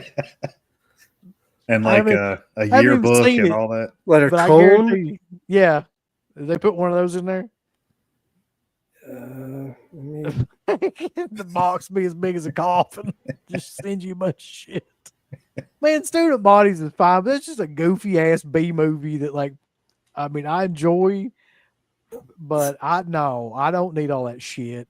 It's I like a don't. bunch. Yeah, you do. You need all that. Nobody needs that shit, man. You don't want that T-shirt and the handbag. No. Pair of horsehead bookends, yeah. What's Little the fucking chicken? guy? What's the guy's name in that? The breather? No, the janitor. He's like, Oh yeah, not Sticks. It's like Mongo or Marlowe or what's his name? I can't remember. They say it over and over again through that movie. Somebody here's bound to know. That guy was so lanky and It was the tall. weirdest, performance, but it was great. Yeah. So it says here there's a T-shirt, a bumper sticker, a button set, a horsehead bookend pair, a tote bag, Malvert or something like that. Yeah. a crossword puzzle pin, an LP, a small chicken, Eat the Small chicken. chicken. Oh, good. CD of the store. Malvert. Yeah. Yeah, we need the CD of the score. music. Jesus. Malvert. I mean- Peas red. Yeah. See, that's I like the film. There's a making of. I'm curious about this stuff, but I can't pay that price to see a making of. And I like the film. It's just that's what I mean. It is what it is. Because I'm fascinated on the making of a film like that, how that film got made. I can't pay that money for it though. Hmm. And then the cheerleader camp record and cassette. There's your little cassette. Only thing I want from television is gator bait, baby. That's all I need. Gator bait 1 and 2. You don't need Probably never come out. you don't need Thrust, the punk cut of Thrust. Yeah. Can I get the punt cut of fist too? Fisting. You get Thrust where Clifford the dog is in it apparently too. Did you say thrush? Thrust. Thrust. Okay. See, there's Clifford the dog right there. That's great. God. I guess he's thrusting something. I don't know what this is. That'd be terrifying. Clifford the dog's dong. No one needs to see that. That seems like your kind of movie. It's Asian. Widow, suddenly the dark guy. It's a weird ass movies these guys do, man. Oh my God. I don't know. And then we get thrown off YouTube. It won't matter Just anyway. thinking. 'Cause I fucking can't get this. I can't get my internet to work, so it won't matter anyway. I'll be thrown off here soon through my own router. Jesus. Sure. Every fucking movie, like every Cat 3 movie or movie like that, I just say it that way in my head anyway, so I just feel like I would bring that out.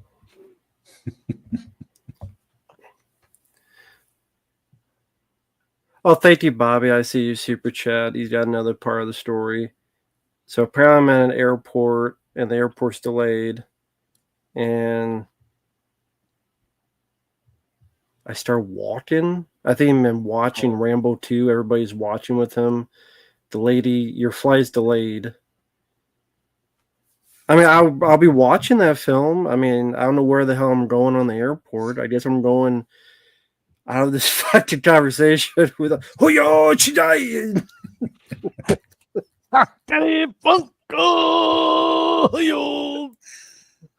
Oh yo, Mark, fuck are you? Stuntman Marquez. Why you so stupid? Why so stupid? Oh my god. Feel like we're in New Japan Wrestling now, boy. Yeah. I'll do it again.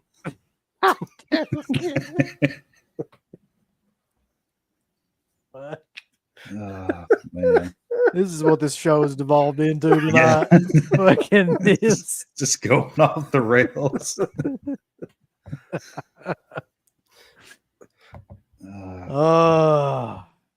Yes, he's been. That's how he learned the language. He's been to Thailand. Yeah, I've been to Thailand, of course. That's how he knows Asian. Or as they say in Street Fighter 2, Thailand. You go flame. You go fire. Yoga fire. I like how that shit is all like, for some reason, whoever did the voice thing, it's all kind of like messed up and jagged. So like, it's like you win, perfect. None of it's like the right volume.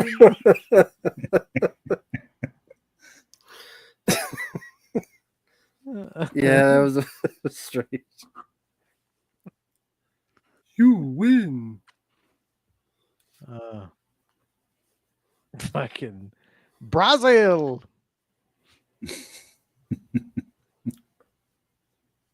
And so that you can understand, like the one guy does the kick he's like, yeah, whatever the fuck he's saying. Jack Dox Padogin. I don't know, Mark. What's your favorite Asian slang? Yeah, what's your favorite? What's your favorite stereotypical Asian voice? Mark, go. I don't have one. That's something I've never even thought about. Mark likes London Dawn. He told me. Oh, God. You're a London Dawn fan. You're like, I saw that movie. I want to be like London Dawn with my big schlong. I mean, he does get that chick with the huge rack, but that's about it. See, there you go. I told you that that's what he wanted to be. Did he want an obby? Then he was in Gun Ho. Remember that movie? I love that movie. Oh, fuck. I saw a movie today that somebody brought up on a site. I hadn't thought about it in 30 years, man, but I used to love this movie when I was a kid, and I forgot its existence completely. I know you all, at least Rambo probably knows this, and I don't know, Mark, if you would know this because this is so like out there in the film. Do you remember a movie called Fast Food that had Jim Varney in it? Yeah. I could picture it. It's the one where, and like I said, this is the one I watched when I was a kid like a million times. They put like some sort of Spanish fly or something in the sauce at this fast food place, and everybody starts going fucking crazy and like banging everybody. It's this really weird comedy that came out probably late 80s, early 90s. Mm-hmm. But I can't remember if somebody said it was coming out, but when I saw the front of it, I was like, oh my God, I remember this. I had completely forgotten about its existence though. I've heard of it. I've never seen it though. I've heard of it though. Yeah, I'm looking it up. I remember the cover. See if I can. Oh shit. Was Pamela Springsteen in it? It was made by the same director. Yeah. Michael Simpson, I think. Yeah, I think Tracy Lords was in it. How do you find his Was DVD? Bill Cosby in it? No. Because they're putting stuff in people's food, drinks. No. Fucking shit.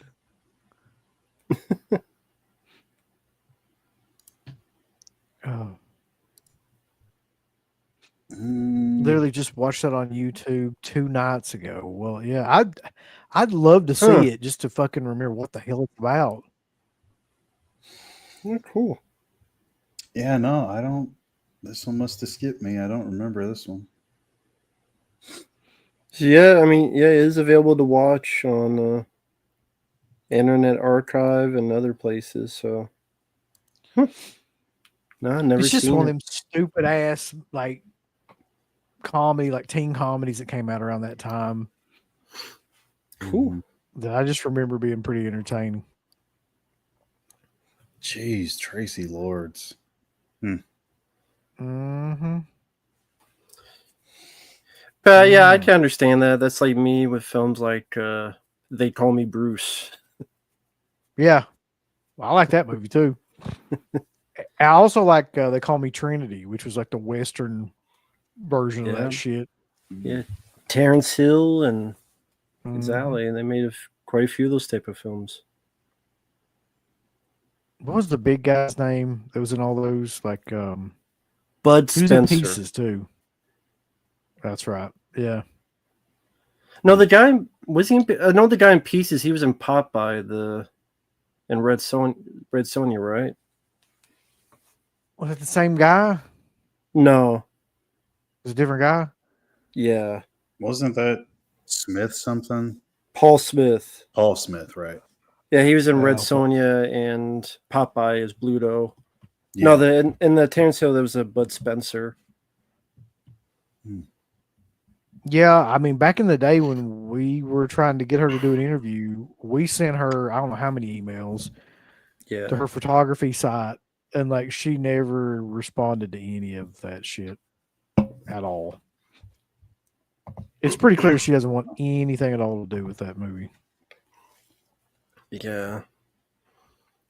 Which is stupid. I mean, because a lot of people liked it, they wouldn't be making fun of it.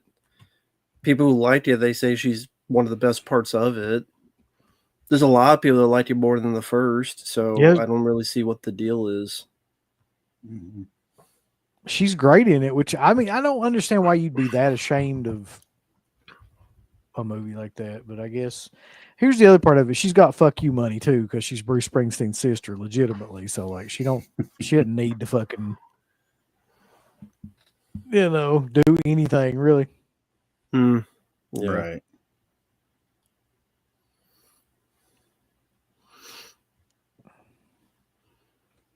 Are you getting those Sleepaway Camp 2 and 3 stuff or no?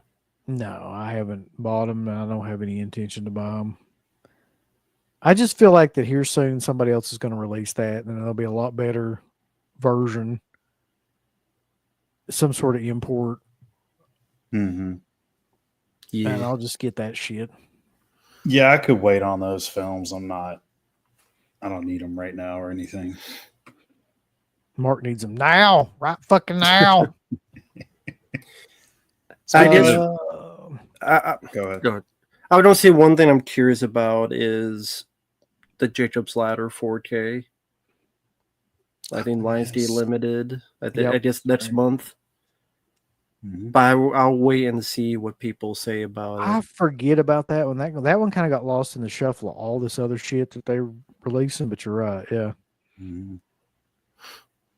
Yeah, there's always usually like a ton of stuff for October, like physical media, horror wise. Like there's always a ton of stuff coming out. Mhm. So that one's just in time. I will definitely be picking that up. Well, I mean, fucking Arrow. They're coming out with In the Mouth of Madness, Mm-hmm. Spawn, Miss 45. Mm-hmm. What was the other one? There was one other big one too. Three Extremes, maybe. Like, Yes, that was the I mean, they're one. putting all that shit out. Like, And Prince of Darkness. Prince of Darkness, yeah. Yeah. And that's So- two movies in that Three Extremes thing. I mean, that's crazy in of itself. I've already pre-ordered like 2 of those. So, like, Okay, one was Spawn. What was the other one? yeah, one of course was Spawn because of John Leguizamo. And was the then, other Lost in Pest. Space? Pest was the other one. Oh, I not Lost in wanted to- Space. I wanted to have a John Leguizamo double feature. You sure you don't want Poseidon? Poseidon is outstanding Oh my god. movie. Name one actor in it. Kurt Russell. I was bet for him. Oh, just to see if he knew what the movie was.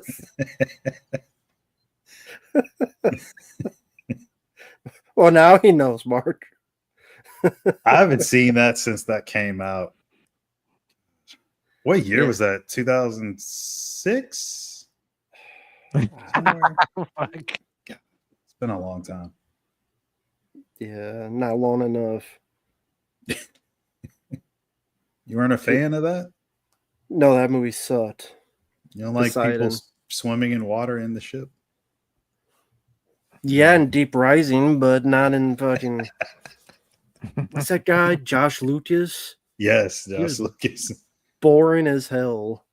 He has the charisma of a fucking vacuum cleaner because he fucking sucks. I didn't know you hated So him. wait a minute. I didn't hear a lot of this conversation because my internet was busy shit in the bed. But like, did you say you don't like Poseidon? No, yeah, but Josh Lucas, the one who's got a personality of a fucking vacuum cleaner because he sucks. Listen, I'm not going to sit here. Do you know who Josh Lucas is? Have you talked about Josh Lucas and Poseidon, man? Name what other film Josh Lucas was in. Poseidon What other 2, film? The Return. I could, but I won't. I'm wanted to asking see him. Yeah, I know. Poseidon 3 in 3D. I fucking don't even know who that is. I've never seen Poseidon, but I do know that in Poseidon, like, it's a remake, right? Of the old Poseidon Adventure. fucking what's that movie called? Poseidon The Adventure, Poseidon yeah. Adventure, yeah. Yeah, that much I did know because I have actually seen the Poseidon Adventure a long time back. Yeah.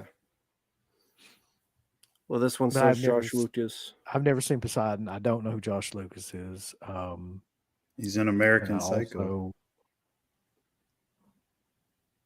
who's he playing American Psycho? He's one of Patrick Bateman's like 3 friends because I think one of them is Justin Theroux and I think the other one is Josh Lucas. And not counting Jared Leto because he wasn't exactly in his friend circle. But yeah, He was also in Stealth, about the killer Stealth from AI. Takes over the stealth bomber. Jamie Foxx Mhm. dies in it. that is correct. For all you stealth fans. What are y'all's thoughts about Jamie Foxx? I liked him. I mean, I liked him in Collateral. I liked the movie Held Up. I liked him in Day Shift. What about Bait? I like that film. I think that's Antoine Fuqua, one of his first films. Nobody Has the- talks about that. It has the bad guy from X-Files, Mhm. Toombs. Yep. Guy who played Toombs. He's the bad guy in that. Yeah, I don't mind Jamie Foxx. I liked him in Living Color. Big fan. Yeah, it's awesome. Very talented guy. I know he had health problems or something, like he collapsed or something a while Right. back. So They've hopefully never he's really doing. explained what the hell did happen to him there. Yeah, I don't know. I think the rumors was that it was a stroke, but I don't know if that's ever been confirmed.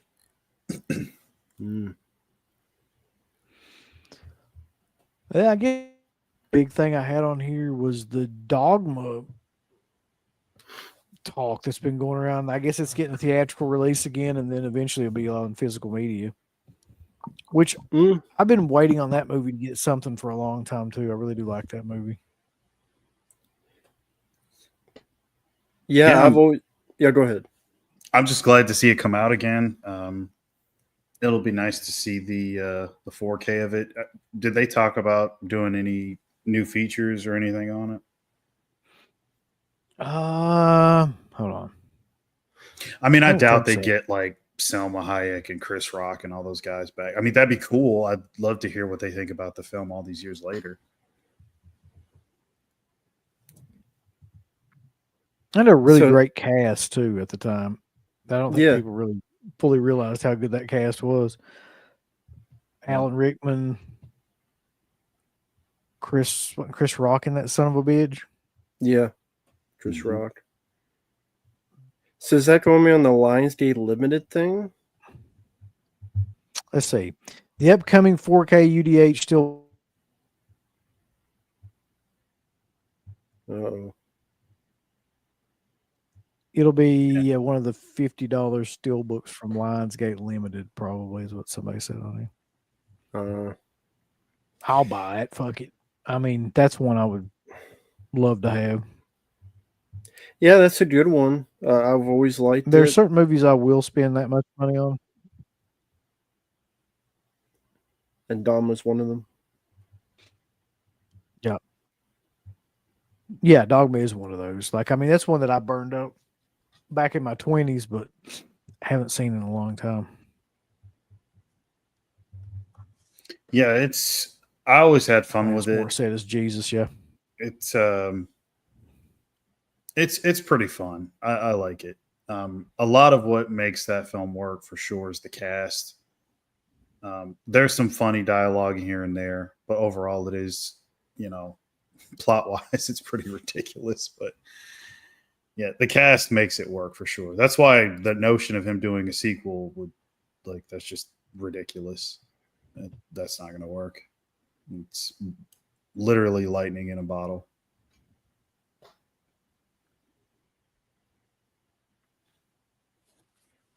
I remember this. This is great.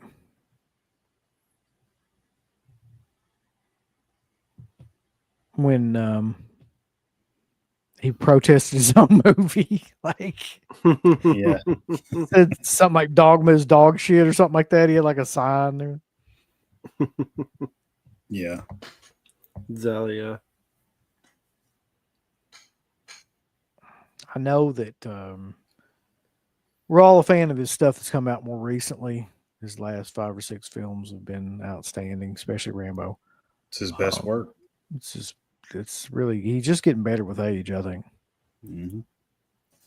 All these people tell lies. Just a lot of lies. It's all shenanigans. It's all bullshit. Just haven't made a good film. Maybe since I was gonna say since Dogma, but no. I like Jay and Silent Bob Straight Back. I like Clerks 2, so I would say since Clerks 2. Did you like Red State? I'm trying to remember Red State. I saw it one time back when it came out. It was what's his name? Michael Parks. Yeah, Yeah. preaching the cult. John Goodman outside the agents. Yeah, I mean, I like it to a point. I need to see it again. I remember, I think when you get to like that third act, it wasn't. I mean, he's trying to stage like a standoff shootout scene for like 30 minutes or something, from what I remember. I don't know how good that is. I don't know if it holds up. I barely remember it. That's not to say that the first half of it wasn't good, because it started off pretty good from what I remember. Because it's a lot of Michael Parks, who's always good in pretty much anything. But yeah, I need to see it again to give a fair criticism. I really like it because of Michael Parks, but that's probably the main reason, the only reason, really. I just like this comment too. Red State fucks. Like, what? Okay. Not sure if that's good or bad. I don't know either. Finally watched 28 years later. 2 thumbs down. There's 2 thumbs right up your eyes. because I love the end of that movie where like the Foot Clan from the 1990 Teenage Mutant Ninja Turtles movies comes out and beats everybody up. The Power Rangers. Yeah. Power Rangers. Shh, Ray motherfuckers come Fiennes. out, Gleaming the Cube come out. It's like what was going on there? Like I don't. It's like they took a scene from another movie and put it in that movie at the very end. Mm-hmm. I was curious, what was your thoughts on early on the editing technique when he shot the arrow and then it kind of like freezes and then it turns so you see more of it going? Yay or nay? Is something you liked or some the editing? It's okay. Mm-hmm. Like the best part about that movie, in my opinion, for some reason, was just the idea of like that walkway existed, but like Yeah, I like it would that. it would be covered up at certain times Water. by the tide and all that. Yeah, that was the overall one of the best ideas. And like you could get out to the place where the zombies were, but they couldn't get in. And yada And yada. so told me yada. that's a real place that does happen. That makes it even better then if that's the case. Yeah, but like I just really enjoyed that idea. I'm curious, how were there fat ones and how did they get so fat? That I don't understand that either. Like the ones that were just kind of crawling around. Yeah, how'd I they don't get so know. fat? What'd they eat? I Ass? don't know. Well, apparently they were eating fucking worms, like they were going fishing or something need them for a tackle box. Like they're That's a just lot of crawling worms. around. Like, yeah, that's all they were doing was just crawling around eating earthworms. I didn't know you could get like huge off that diet, but They're like Curly from the Three Stooges. They get really fat from fucking worms. they should have been doing the turn thing, like kicking the ground and turning around in circles. Slightly, just fucking The Curly Shuffle. yeah. But yeah, the first half I did like. I liked the father and son story. Ray Fiennes, I just thought was out of place. Not his acting, but his character. I don't think that was really. It didn't mean anything, really. No, at the end of the day, it didn't do anything particularly. Mm-hmm. And another. Okay, this is spoilers. Sorry, folks. It's been out. Another. There's an infected person. It gives birth to a baby that's normal. How? The placenta, motherfucker. That's what Ray Fiennes told us at the end. I guess. That placenta is fucking strong. And the boy, like, okay, this boy who could barely do anything, he's going to live where all the infected is instead of going back to where it's safe at a warm bed. Yep. Why? Because he's a badass and he wants to help his mother. You know what the funniest part about that movie is? The whole movie, here's a spoiler alert. The whole movie is like centered around that kid getting help for his mother. He shows up to the doctor that's out there to get help for his mother, and the doctor's basically like, she's fucked. Here's her skull. Go up on top of a fucking mountain. And that's it. Sorry for your luck. Good luck getting back home. Like, what? For nothing. What was the point? Good luck getting attacked by Christian Slater from 1989. Yeah.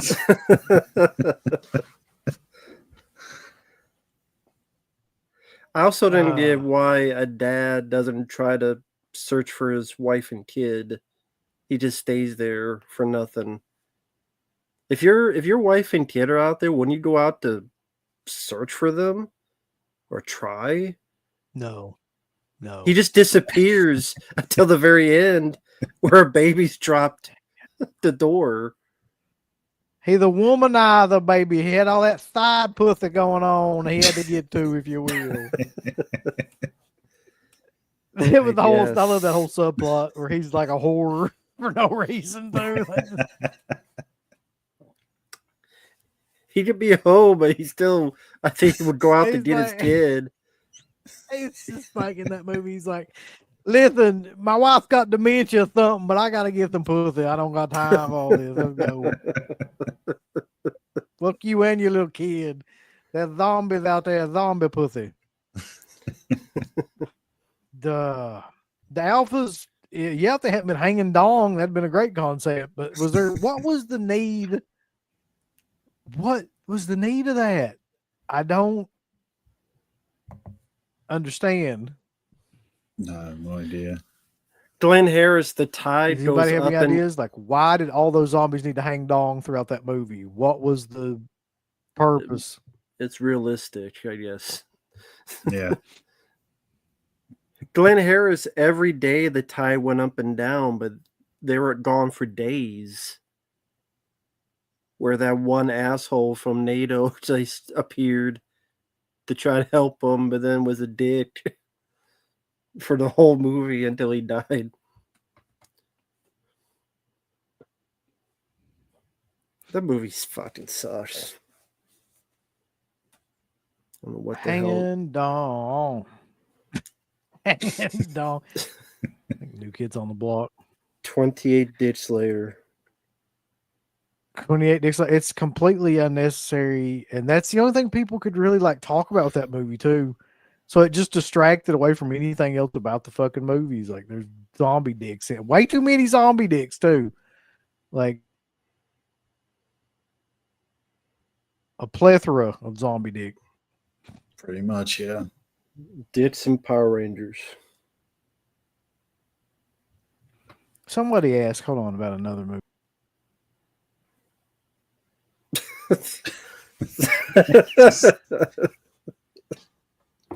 Yeah, well, that's unfortunate. He was just about to say something. So he's just like someone was asking about another movie. Oh, he's back. Am I What was back the now? other movie? I have no Yeah. fucking clue when I'm here and when I'm not. Zombie ass eaters, not zombie ass eaters, but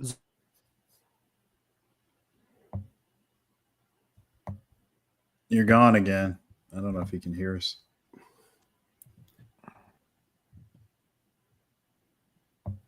I Good heard fucking something. Lord.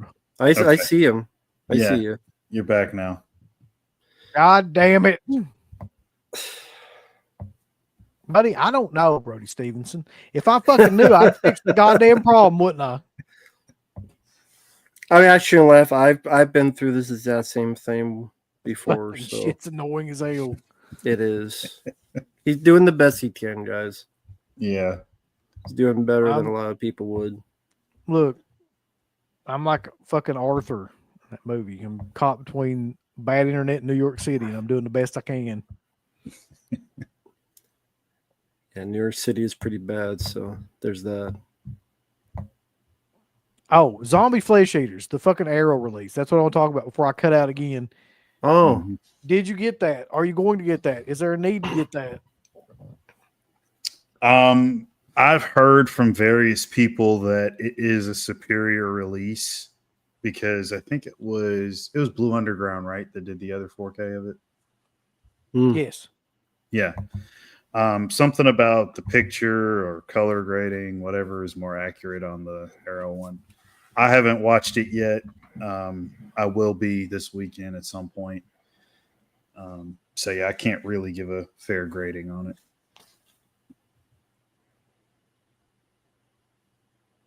That's Rambo, one that I'm I just know like- you're not a big fan, so I'm sure you didn't play it. I like the film Zombie. Oh, okay, you do. Okay. Yeah, I liked it. I don't think I need a 4K of it, but I like the film. Okay. Dude, when I watched the 4K that Blue Underground put out, I was like, that's one of the best 4Ks I've ever seen. Like, I don't know what the fuck. I'm not sure how you could really improve on that. How And long especially- ago how long did that come out? Oh, Jesus. That was a couple of years ago, at least. Mhm. I've got it sitting right here, actually. 2020? When Says here 2020. Yeah. in May 2020. Mm. I mean, it's a great 4K, so I'm not rebuying it just for the fucking. It's just like it's not going to look significantly better to where you're going to end up like enjoying paying $65 or $70 or how much ever they've got it for. Right. And even this one has a lot of features. This old one, interviews and stuff. It's one of those ones I'm willing to just take the risk and stay with it and just be like, yeah, that's good enough. Makes sense. For anyone out there, do you know there's a lot more added to it, or is it just stuff they carry over? I'm not sure. I'm not sure what's on the new. I guess I could look that up. Not that I could ever fucking post it on here, but I could look it up at least to see what's on that new disc. Yeah, I'd have to go get it. Go all the way upstairs to go get it. You see, I didn't have that Blue Underground release, so it was an easy get for me. But if I had it, I probably would. Well, buddy, what kind of fan are you? Shit. You're supposed to have every release, everything ever made. Not as big of a fan of Lustig as I used to be, considering how he is with his stuff these days. Is that the only reason, Mark? Yeah, pretty much. So fucking hoarding your film library. Let everybody put this shit out if you want. Bill Lustig, you asshole. So I have this stuff here. Brand new commentary by critics. Who gives a fuck? By screenwriter Elisa Briganti. Who the fuck is Elisa Briganti? Moderated by Count Waddle. Count Waddle sounds like a prick. Commentary by Fulci biographer Stephen Thor. We actually know that guy. He sent me a book back in the day. He's actually not that bad of a dude. Okay, sorry about that guy. It's just a weird name, Callum Waddle. Commentary by Fulci biographer. Listen to Zombie Flesh use a brand new visual essay. Does anyone watch visual essays? No, nobody watches that fucking shit. And if you do, then you need to just go jump off a fucking hill or something. Damn. Right off the hill. End it. Because you're the pretentious fucker if you watch any of those visual essays and jerk off to them. A 2012 documentary from Romero to Rome, The Rise and Fall of the Italian Zombie Film. A trilogy of Italian terror, an archival interview with McCullough, archival interview with effects artists, archival featurette showing pages from his original Island of the Living Dead screenplay, music for a Flesh Feast 2012 Q&A with composer Fabio Frizzi, trailers and TV spots, Easter eggs, collector's booklet. You've seen a lot more collector's booklets. Yeah, like everything now has a book. Need that book now. You get the book, Mark. Man. Well, I guess Mark did get it. Yeah. Oh, you don't need Mouse Hunt from Uncle Bill? 4K? It's only $12. Or I forget how much I put on it. If you want it, buddy, I'll hook you up. Yeah, just give it to me for free. I'll take it. No, it's only $12. You can afford it. It's a sought after product. That's when you were sent for a review, right? No. That's not where that comes from. Crazy. No, it wasn't. That's true. Yeah, I bought that with my own hard-earned money. To be honest, Love Machine, I don't know who Gianna Michaels is. Really? No. Look her up, Rambo. Check her out. Okay. I feel like you'll be pleasantly surprised. Yeah, I remember. She's still around? Mm-hmm. She died like lazy eye, like Shawn Michaels. Yeah, she got hit in the head too many chair shots. Or too many other shots. Yeah, she might have that from her profession. Maybe. Is this the same girl? Parasailing girl for Prana 3D. Gianna Michaels. No. Okay. I'm not making it up. This is Gianna Michaels. Prana 3D. Parasailing? Oh, it might be. It might be I think she is, yeah. Okay. That's what she's known for. not all. Okay. I see now. And she's known for a lot of movies. Let's say. Thankfully, there's no pictures. Okay, that'll be PayPal. Send it to the love machine. Send my PayPal. Do it soon. Oh Lord Jesus! So, anything else you guys can think of? I can't fucking. Mark, rank the Elm Street films. Go, Mark. You got Nah, I'm 30 just kidding. seconds. I know he loves ranking. That's why I brought Yeah. up. He loves ranking. No, I don't. I mean, I could rank them, but I'd need a little bit more time. I mean, the last thing, I mean, none of you guys have it, but the we were briefly talking about, I still have this down here, the Deadly Spawn 4K, which Oh yeah, I guess is the thumbnail. And $75, right? yeah, it is $75. Why? That's a question for Don May, not me. Why? That may be the most legitimate question ever. Just that one simple question. That's a legitimate question. Yeah. It is a pretty killer slipcase on there. I feel really bad because I love Synapse films and love, Don So May do all those I. guys to death. But it's $65 on Synapse's site, but I'd say with shipping it'd be like 75 at least. But yeah, that's a little bit of money.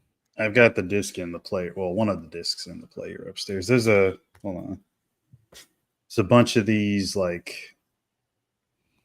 set photo card things, and then they put the catalog for all the movies for 2025, everything that they've got out, maybe even coming out. Might be some coming soon stuff in here. God, that made me so mad last night. We couldn't get one fucking thing out of Felsher. Wouldn't talk about Fright Night 2. Wouldn't talk about Hunter's Blood. You know he knows more shit about that stuff. He just won't want to talk about it. Right. Oh yeah. Yeah. So there's a bunch of titles in there. And I mean, it's got 2 versions of the movie to watch. You get a book as well. And this book is really, really cool. It's got a ton of stuff in it. I'll just show that quick.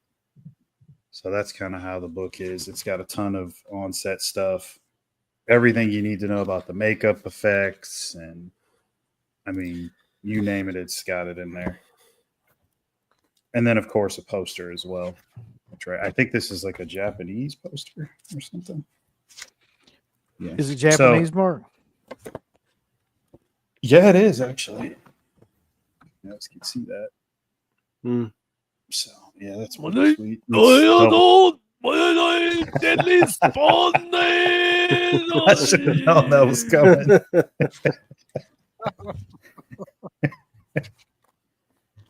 Yeah, it's loaded with stuff. I mean, I get it though. Not everybody's gonna pay $75 for it, but if you do get it, like everything else Synapse does, it is top quality stuff. It's gonna be the best. It's the definitive edition of this movie for sure. I'll put it that way. I don't think anybody's gonna do it better. I guess, yeah. I mean, I guess you don't have to fucking buy it. You know, there's going to be a standard edition of the shit soon anyway. Yeah, exactly. That's what I'll wait on. Yeah. And the print, I mean, it looks as good as it can for a film that was 1982, I think. Or no, 83, I think it was. But still, it's shot on 16 millimeter. It looks like Evil Dead, which was also shot on 16. So, yeah, I mean, it's not going to be pristine, but it's great. It's limited, right? Like Yes. 5,000? Yes, it is limited to 5,000 units. That is correct. I don't think they're not going to sell out. It was selling a lot at the convention, but then again, that is like the horror, Yeah. community, and it's a lot more tempting when you bring a ton of money to a convention and it's right there in front of your face, and also you didn't expect it either, and you're like, oh, I'm getting something early and it's exclusive, and so Right. yeah, it was selling pretty good when I was there. Yeah. Rambo, you gonna hit up that Slasher Trash documentary for $80 too? We can make that. Give us $80 and that'll be the budget. We'll make it.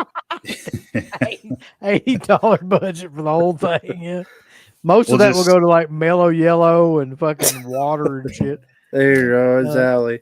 But in all seriousness, we talked about this before, but in case, who put that up? That comment? Oh. Scratch Burno. That stuff, in all honesty, in my opinion, speaking for myself, is a ripoff. In Search of Darkness, I think they're all ripoffs. It's all people that just tell you the plot of the movie, that they give like a few opinions of it, then they move on.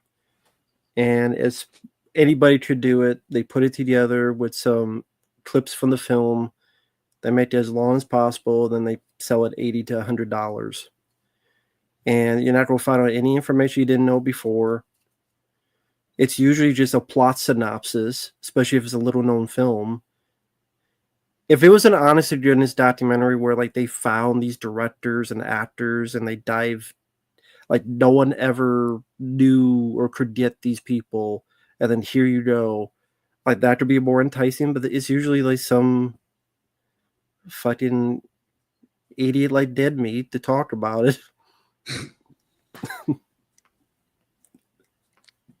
I like movies. Movies all my life. So You know what I mean, Mark? like, I can't fucking stand. Yeah. He was there at the convention. Good for him. Yeah, He gives I went autograph? by. No, fuck that. He's so killer. Mark. You should have. He had a long line too. People kept going up to his table. I was just like, what is happening? This Yeah. guy's a YouTuber. There's a lot of stupid people in the world. Apparently.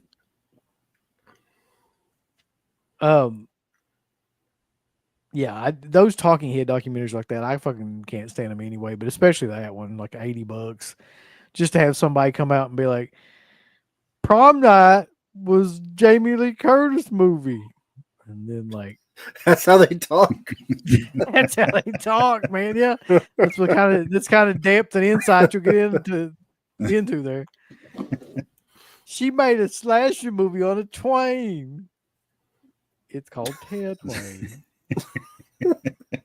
That's how I am a fud. I like movies.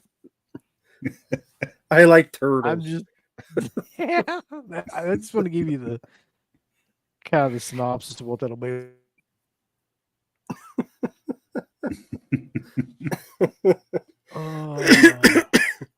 There you go. Uncle Bill and Mary. Mary? Mary? Mark. The fuck is Mary? Mark? He meant to type Mark. Yeah. All right, Mary. Stuntman Mary. Favorite Jet Li movie? Oh my god. Uncle Bill don't like What's the Shelly. shortest fucking one? That's my favorite one. That's Fuck that that's guy. tough because oh my god. This is a guy that did like 6 or 7 movies a year, like way back, like in the early 90s and stuff. That's maybe some of the American stuff. Even still, I don't know. There's a lot of them that I like. Somebody mentioned Kiss of the Dragon. That one's cool. there was one, not Black Mask, Unleashed, kind of like that. I have fun with Cradle to the Grave. I mean, I like pretty much all his stuff. There's very few that I don't like. At least that I've seen anyway.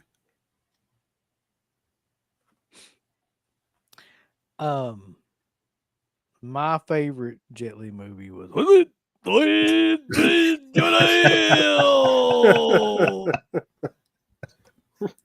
that's the Korean language version. I just He like loved when Jet Li was London Dawn. yeah. It's just like to give you the official titles. I don't want you to. Did you see that movie, Barry?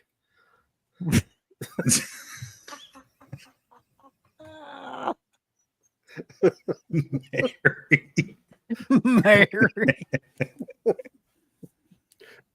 Oh, geez. So you didn't see that movie. Are you talking to me? I think you're waiting on an answer. I'm not answering. I said, have you seen that movie? He's not gonna do it. I don't even know what the fuck he just said, so no. Hey, you haven't seen that? No. That's one of his best. Oh, man.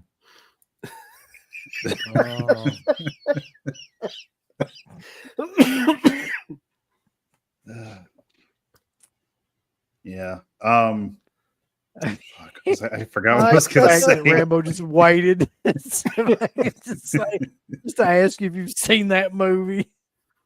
So great. Oh man.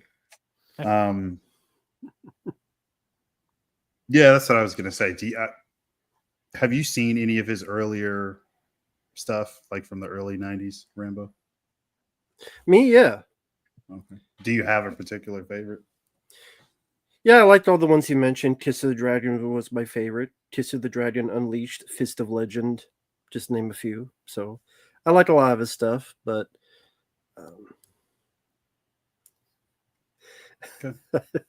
I didn't see the one Uncle Bill mentioned. Yeah. Hiyo Toyota. I don't think anybody did. No, it's all that one. All right. Toyota Mitsubishi.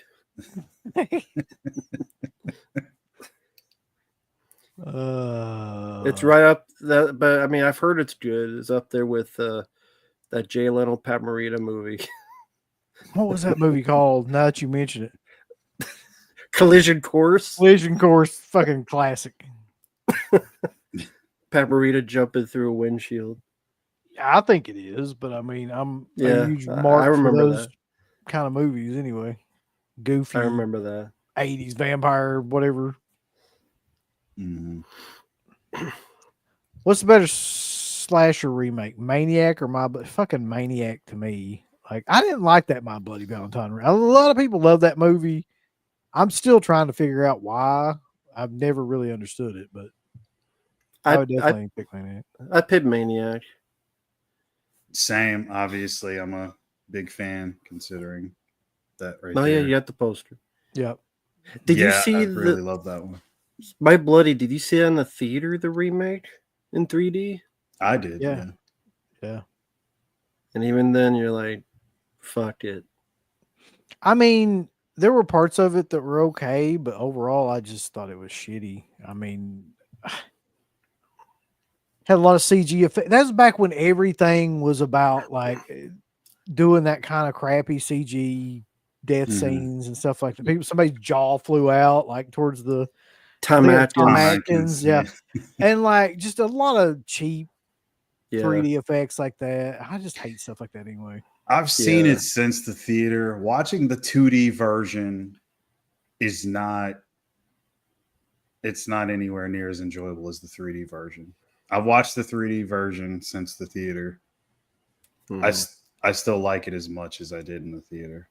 So I enjoy the movie. I just don't think the 2D version works just because of all the CG.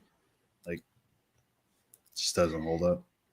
There's some practical stuff though, and that's good, but yeah, I think the movie's there, but I didn't care for what the hell is his name? Jensen Ackles. I didn't care for him. mm-hmm. Ooh, I'm a killer, you know, he's talking to himself. anything Jensen Ackles is fucking in, I just immediately, he's got go away heat with me. He's got X-Pac heat, fucking guy. Oh, look, Supernatural's on. Let's fucking burn the television. You don't like that? I've only seen one episode, so I don't know. No, I fucking don't. I can't show it all. It's got Jared Padalecki. You don't like him either? So I'm curious, since those are Fucking Mark. Yeah, he's one of my favorites, man. since you've seen more of that show, what makes that now work and X-Files work? Oh, Mark, I thought you were talking to me. I'm like, but I haven't seen that show. Talking to Mark. Okay, sorry. I would say all the actors. X-Files has a certain. Again, this may sound biased. The tone, the chemistry of all the actors, the acting in general. The X-Files, a lot of those episodes look good enough to be like movies. You know what I mean? The way they're shot, the way they look. There was a lot less CGI as well. It feels like they went further in that series in X-Files. Like they could go to a lot of different places. Definitely a lot more creativity with the writing. Even with I Want to Believe? Well, you mentioned the show, but Yeah, no, just I Want to Believe is a good movie, but it's not. I know you love that movie, Mark. Love is Yeah, he loves enough to make us both watch it, even though we told him not to. Damn it. JJ Wild Californication is great. Love that show. I mean, the horror fan in me couldn't put it over X-Files, but to each his own.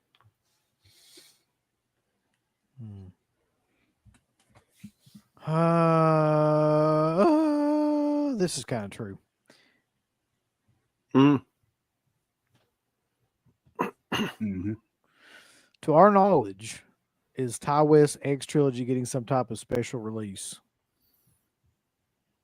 Not that I know of. Not to my knowledge, but Yeah, I don't know. I've seen the Maxine. They did a new release of that. Like, I think they did like a limited steelbook and a media book thing. That was like a week or two ago. I saw that, but nothing as far as like a big set so far. So one quick question. I know people talk about the film Weapons, other horror films coming out. Together, and was it Him? Any thoughts on either of them? Him or Marlon Wayans? Saw the trailer to it. I think they showed too much. It could go either way. I don't know. I'm kind of in the middle. I think it was an interesting concept, maybe on paper, but the execution of it, I don't know how that's going to work. I don't know. I'm willing to check it out, though. I'll give it a shot. And that was Him? Yeah, Him. You don't see much sports, drama, horror stuff, so I'll give it a chance. I don't know anything about either of those two. I just want to fucking see Weapons. That's all. I mean, I don't know about Together or Him. I saw the poster for Together, but that was about it. Yeah, people were comparing that to enough. The Substance. Together, they compare it to The Substance. Mm-hmm. I don't know what way, because I don't know anything about it, but that's why I asked. Yeah, I mean, all I get from the trailer is that they're together, and not as a couple, but just their bodies are binding or something. So, I don't know. Like Jada Pinkett and hair. Mm-hmm. Well, we're 2 hours and 30 minutes in. My computer's internet's fucked up the entire time. I'm proud that we made it through this. Of course. I'm going to set my computer on fire after this is over with. I just want you to know. And yeah, we'll try not to have like another instance like this again. I hope. Right. And if we do, make sure that everybody brings it up at the same time, because that's always the best method to get anything fixed. Exactly. Anyway, what do you got going on, Rambo? For me, on my channel, I uploaded quite a few reviews for Superman 2025. It's 28 years later. And as for coming up in the future, it is a French. Well, I also uploaded a few other. There was this Indian action film, pretty good, called Kill from last year. Takes place on a train. If you like brutal, violent action films with a lot of blood, Kill was pretty good. And then Fight or Flight I saw, which I liked, with Josh Hartnett. Pretty much Bullet Train if it was on a plane. So I thought Fight or Flight, I thought that was a fun one that came out this year. And then coming up, Doberman, which is a French crime action film that looks like it was made by someone on cocaine. So that was interesting. Let's see. Video game stuff. A Hong Kong slasher film I saw called Dream Home from 2010. I have that on DVD. Nobody talks about that film. For good reason. Yeah.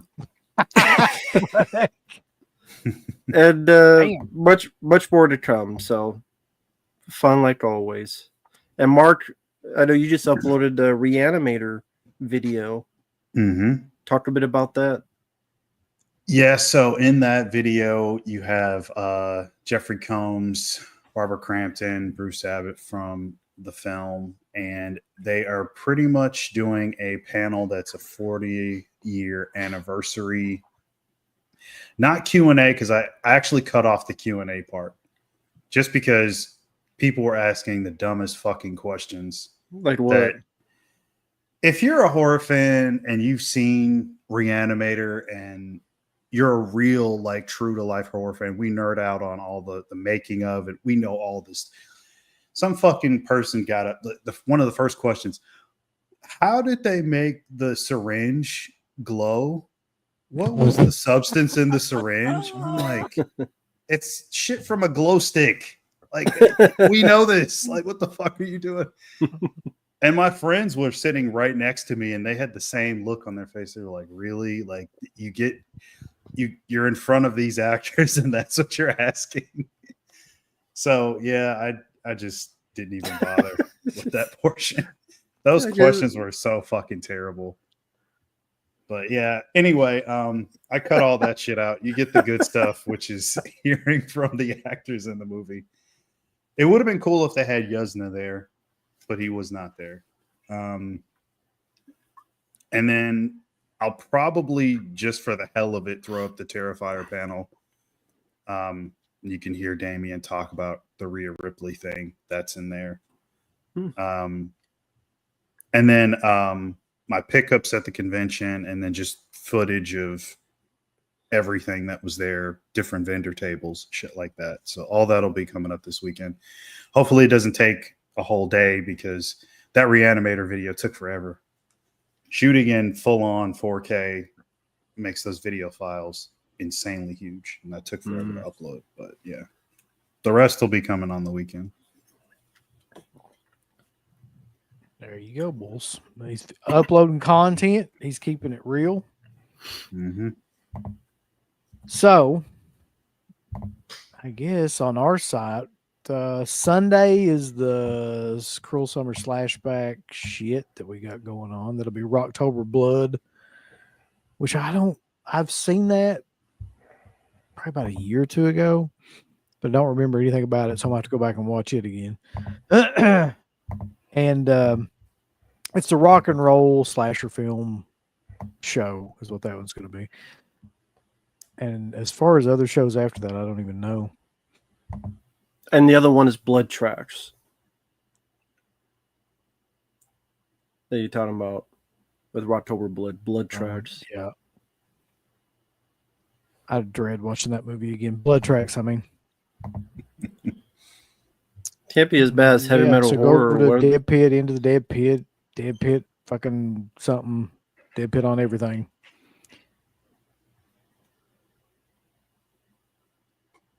Son of a bitch. Son of a fucking bitch. Just freezes up. Just fucking start talking, freeze it. You know what? It's not gonna be good. It's not gonna be good.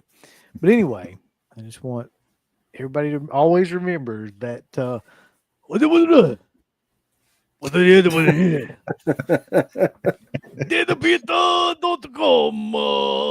want all these people to click everything they're supposed to click.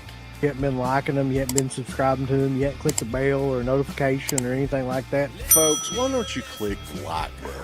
Do you hate us? Do you not want to see us succeed? Why don't you click the heart button? Is this something that you have against our particular show? Why don't you subscribe? You should click on one of them buttons right now if you want us to continue to bring greatness into your life. There's all kinds of wonderful shirts over at shop.deadpit.com. Simply the best horror shirts. On TeePublic, there are others, but they all suck. You can get some Dead Pit radio shirts. You can get Last Out on the Left. The Hills Have Eyes. Texas Chainsaw. Oh, wait, you can't say Texas Chainsaw. All kinds of shirts, folks. You're gonna love them.